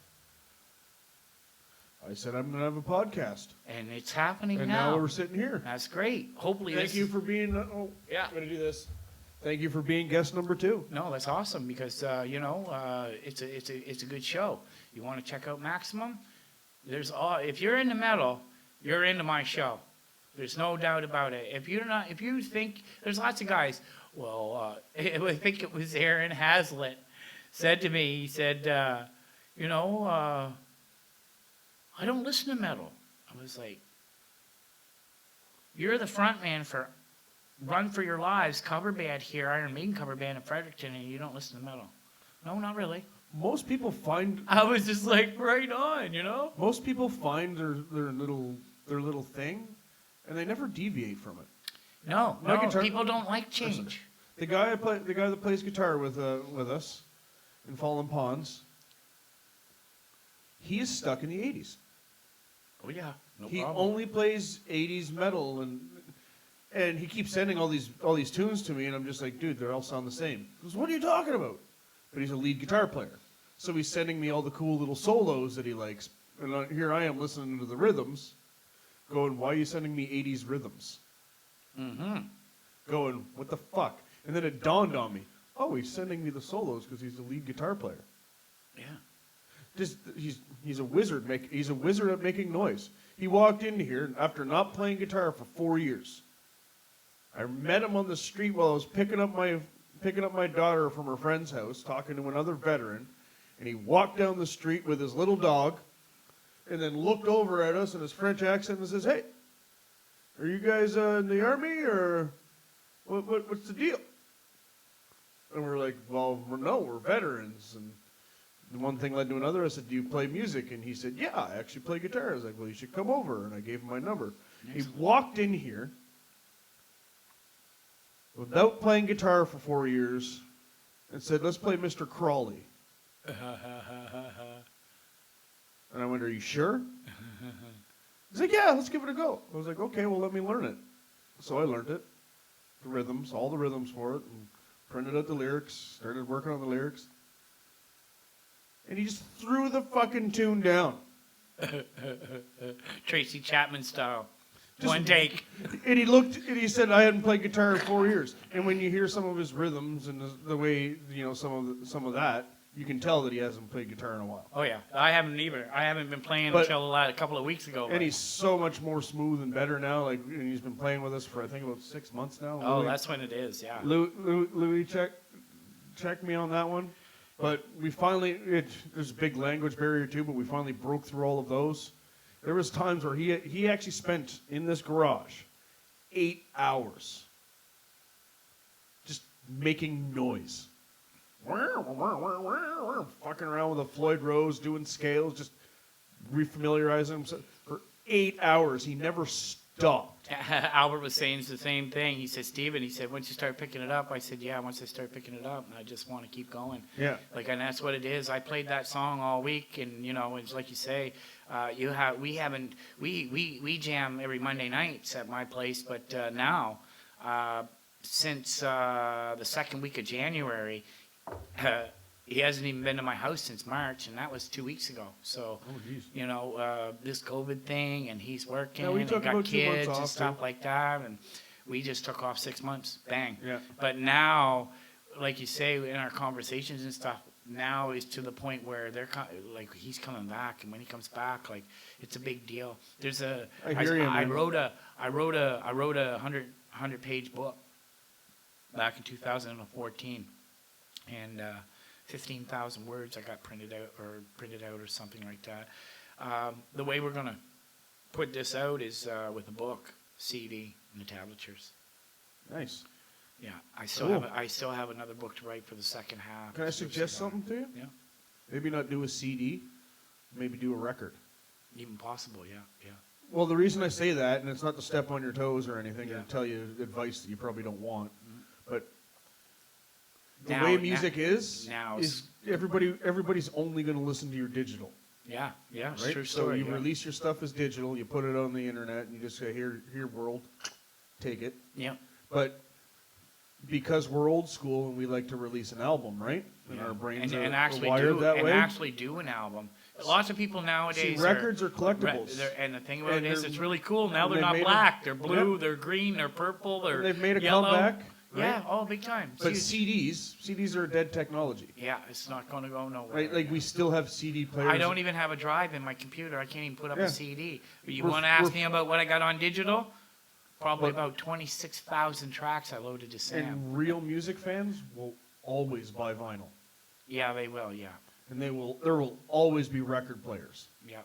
Even our 20-year-old, even he bought a record player. He walked into the garage. He goes, "Oh, I bought us a record player." It's like, why? Well, I bought us a record player. It's like, you bought yourself a record player. No, I bought us a record player. I was like, okay, but I don't listen to records. But then afterwards, it dawned on me. I was like, well, because I was thinking about my own marketing for my own music. Yeah. Because I have my own acoustic stuff as well that I do, is my metal stuff, right? And Yeah. I like to make beats and things like that. Yeah. So I was trying to figure out, how am I going to sell my music to people, or even just put my music out there? Yeah. Well, you only have to you can release a song at a time now. Yeah, and that's what I. You know what I mean? You, know, don't have to I- write 20 songs in order to get 12 We for an had album. thought that. I think it was Red Usurper from St. John just released EP 30 minutes, Yeah. 32 minutes. There's only 3 songs. So the thing that we're going to do 3 is songs on the EP, 30 minutes. we're gonna write we already have 6. I think it's 6, Yeah. maybe 7 or 8. We're gonna basically work on all the tunes, because the old configuration of the band we had like 6 tunes, but reality I have like, I don't know, 10 original metal tunes. Yeah.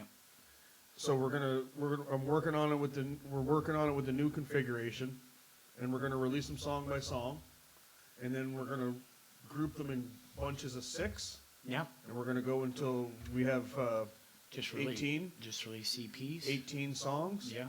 and then we're gonna split them up into the EPs, Yeah.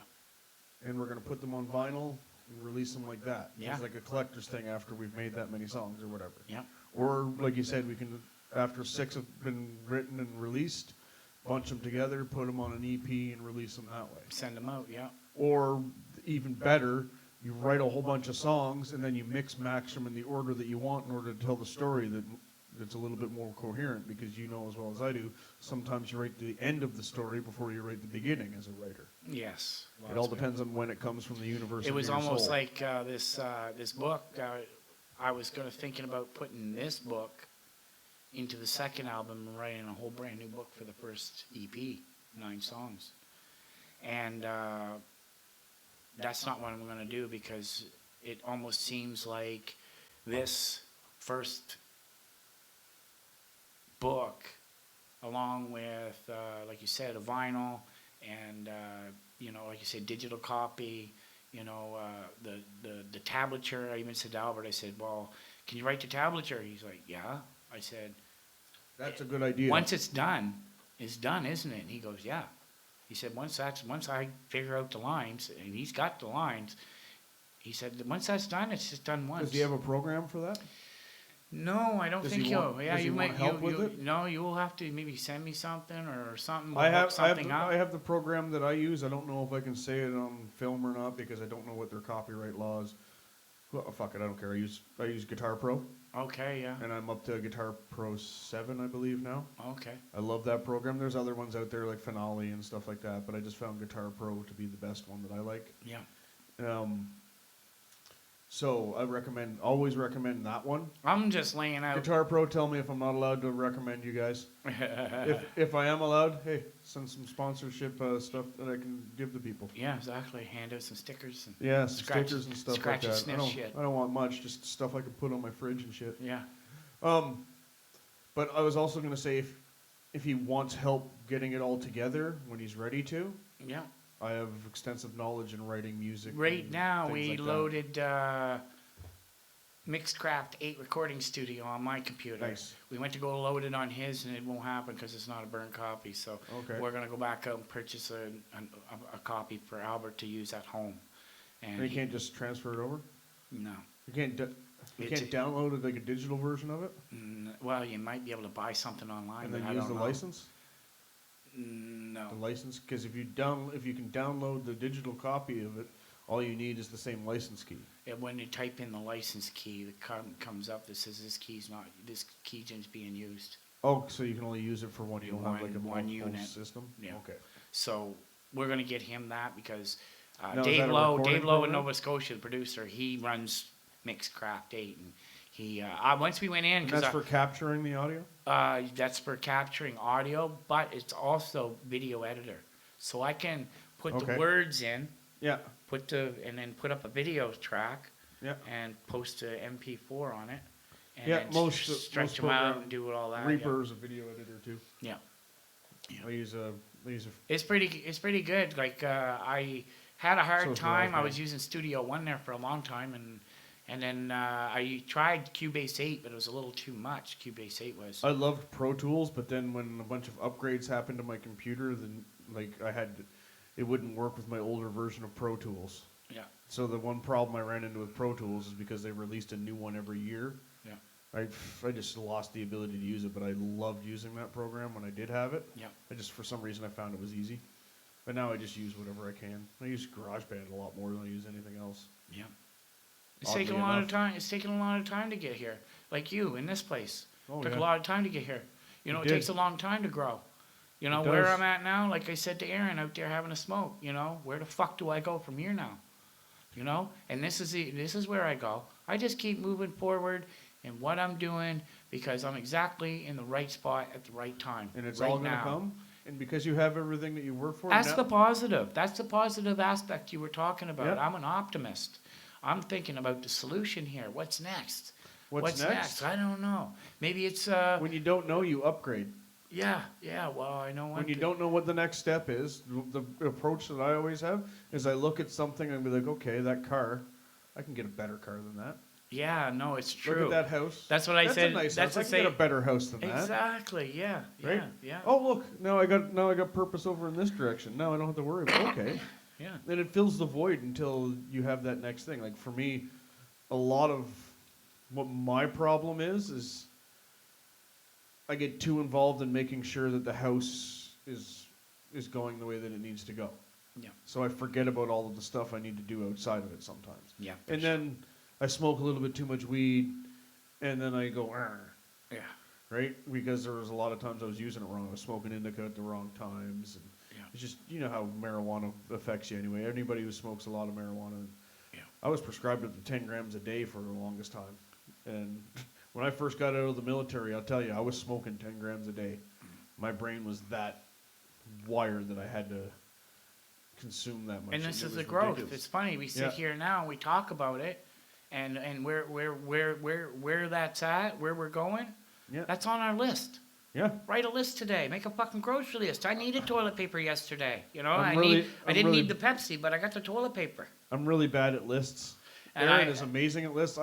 I fucking suck at lists. Yeah, well, I was always the guy you give the list to. Well, it's not.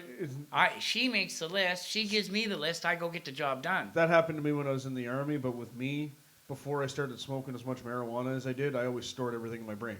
Yeah. Like I didn't, like even when I was in the military, at the end of the day, we had what were called O groups, which are orders groups. So Yeah. you sit down and they tell you what's going on for the next day or whatever they have to pass on. Yeah. Never once did I write anything down, but I remembered everything that I was supposed to. I was that way in high school. I didn't have a lot of. But then I got out and started smoking weed, and my memory kind of went. So now I'm kind of cutting back and trying to get my memory back. So Yeah. that's why I say fact check me all you want. You know, I can only process the information given to me. Yeah. In my reality, because I looked at the universe one day and I said, I want to know the truth. Yeah. Which gets us back to this lockdown again. Yeah. And I believe spiritually that this lockdown is actually so that we can learn the truth. Because there is so much information that has been hidden from us. Oh, big time, yeah. Well, think about it. Yeah, big time. Think about it this way. They tried to do it once and they shot JFK. Somebody doesn't want us to know something. Oh, yeah, big time. And the thing about it is, nowadays, it's that fast. Here's the other piece of that information fast. that everybody How the needs to fuck you remember. hide it all? They burnt down the greatest library the world had ever seen. They stole the best things, locked it away beneath the Vatican, and then burnt the library. And then, fast forward a couple hundred years, maybe even 1,000 or two, I can't remember, fact check it. Then they kill the man trying to expose it all. Yeah. And now, fast forward how many, 60 years later? They're trying to tell us again, and they're screaming Orange Man bad. Yeah. And they're not even giving us good reasons as to why he's bad. Yeah. He's human. He's not bad. No. No more than me or you. No. And any man who's going to serve his country and then give his salary away at the same time as lose $1 billion. Yeah. He didn't make money. He's getting constantly punched in the face. He lost $1 billion net worth. Yeah. And all he's trying to do is tell us the truth. Yep. Or Well, a lot of people, whatever his handlers want us to know the truth is. years ago, I think it was network marketing company Amway. You probably heard of them. I think it was 1997, and it was funny because this is the first time I heard the truth. Really, what a fucking eye opener that was. You know, when you read network marketers' successful stories and stuff like that, you don't have to follow. You don't have to do it all your own way. You just follow that guy or how he did it in a sense, and it'll work for you as it worked for me. Maybe a tweak here, a tweak there, a little something there. It's a little called copy something and there. paste. And that's what it is, exactly. So, like, years later, it was like, it's exactly what it is. Now it's just copy and paste, but I think it was 97. I opened up a book, and I still have this fucking book today. 2000 it was written, and it was called dreambiz.com. Mm-hmm. What an awesome book. It's the first book I read that told me the fucking truth. And then all hell broke loose after that. Like I said before, I want to know the truth. Universe, keep giving us the truth. That's what it is, yeah. You know what I mean? Because now we're seeing all kinds of weird shit. Lots of times- They've admitted to UFOs. A lot of the times it's yourself, be truthful with yourself. Yeah. The truth will come as long as you're honest with yourself. That's the hardest thing to do is And be now honest. let's bring it back out of conspiracy land. And now we get back to health. Lots of The it. minute you started taking care of yourself, As soon as I started the truth started coming free. It started doing that, and then over the years, there's been ups and downs and ins and outs and chaos, like fucking unreal. And then there's been really times where, I haven't been bored in a long fucking time. Yeah. I haven't been bored in a long time. That's crazy because I remember when I was younger, in my 20s, I was bored and bored. Well, I just found something and built my life. Now I'm not so bored no more, Come here, do this, go home, do a show, go to bed, wake up in the morning, go to the dealership, get the car clean. You know what I mean? Like, just sticking with the schedule. Yeah. Just keep on rocking what you're doing. Rocking in the free world. Do the podcast, do the radio show. You should definitely think about doing a podcast. Yeah, I thought about it. I'm gonna If put you're- up. if- I'm gonna 'cause put you're up a worried about Spotify metal- list. You're I'm gonna put up a Spotify list. I Are think. you? Yeah, I'm gonna. that'd be good too. I'm gonna put up a Spotify list with my lists, and the YouTube channel is gonna get built. Yeah, Yeah. yeah. Too That's much right awesome. now. I got a course coming up. It's 5 months, so Yeah. it's a very Well- very heavy read. I know that I'll definitely be sending you stuff once I get Fallen Ponds recorded. We're not quite there yet. Yeah. We still got a little ways to go. Actually, our bass player kind of came down with some. He went a little crazy. And the thing about it is too, there's gonna be He's coming back. there's gonna be an interview there on Maximum. Yeah. You know, that's the way Awesome. it's gonna go. You know, I think I'll definitely invite you out to the Jamie jams. Norad's looking to come Jamie's in good on stuff. AMG Music Productions. Nice. And like you say, if I can't get them in, we can do Skype or YouTube or not YouTube, but Zoom calls, and also come to the jam sessions. You know, Yep. come to the jam sessions. I got to record like that. We just sit here and talk that right down, set that Yep. down, and just talk. Well, I can even give you copies of them too.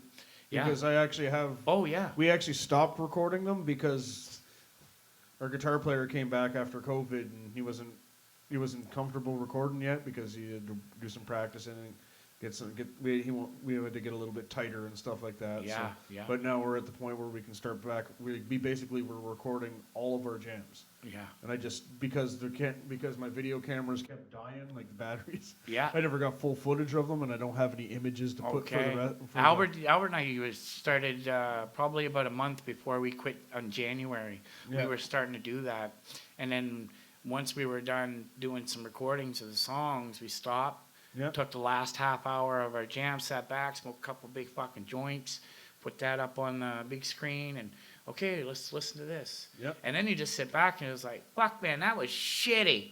Yeah. That was just shit. That's what that was. See, and I don't care what it sounds like. I'm going to put it all on YouTube, and they're going to tell me how shitty it was. There you go. Exactly. Pull it back. Yeah. I just want to let you know that it is 5:45, Okay, I'm gonna have to take off. and I here know that you soon, got to yeah. take off soon. Any last words you want to say to everybody? Well, just tune in. Thanks a million. I'm Stephen Leblanc, the host of Maximum 110 Heavy Metal Radio Show. This is my buddy, friend, co-partner. We're just going down this road together. That's the way we're Spiritual journeysts. doing. Yeah, you can just. I name am the it. metal dad, aka Health- the dog. Health wannabes. I'm Health nut wannabe. I'm trying real hard. Oh, It's it hard takes- to want to after the way that we've treated ourselves, the food that we've been putting into our system, the food that's available to us that isn't any good for us. Yeah. Like getting all that it's a journey. Yeah. And it's just getting even the drive to want to Well, do the thing that. about it is we put all the shit into our body, all that stuff, and it's just toxic and toxic and toxins. Once you start to put the good sandwiches in you, or the goodness in you, Yeah. it's going to take some time. You're not going to eat like your, 3 days of your celery sticks and your carrots and feel fucking great about it. Oh, That's no. not what it is. It's Yeah.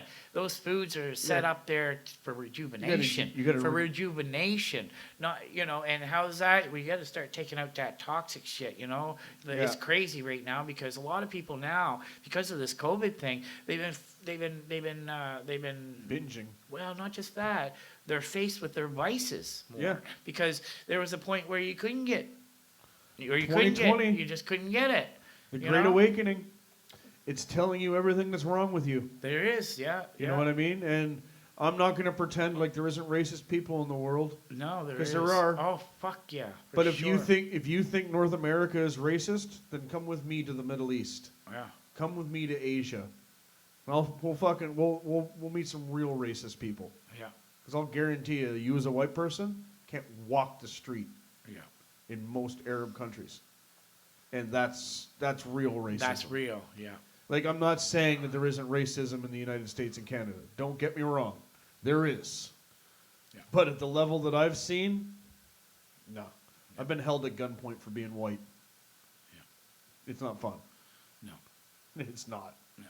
But we're going to end on a good note and a happy note, even though that was kind of shitty. I don't know why it went that way. Sorry, guys. Stephen Leblanc, Maximum 110. Metal DJ extraordinaire. Thanks for coming out. I Thanks keep for pounding having the me, table. man. Yeah. This Pound is that awesome. shit. Guys, thanks for coming out and visiting with Metal Dad. Thanks a million for tuning in. Stay tuned for the next episode. I don't know who's coming on. I'm going to play it by ear. I think I'm going to have the guy from Bikers Down come in, and he's going to talk to us about helping bikers that have hurt themselves and how we can help support some good folks in the community. And I thank everybody for coming out. Metal Dad out. Thank you.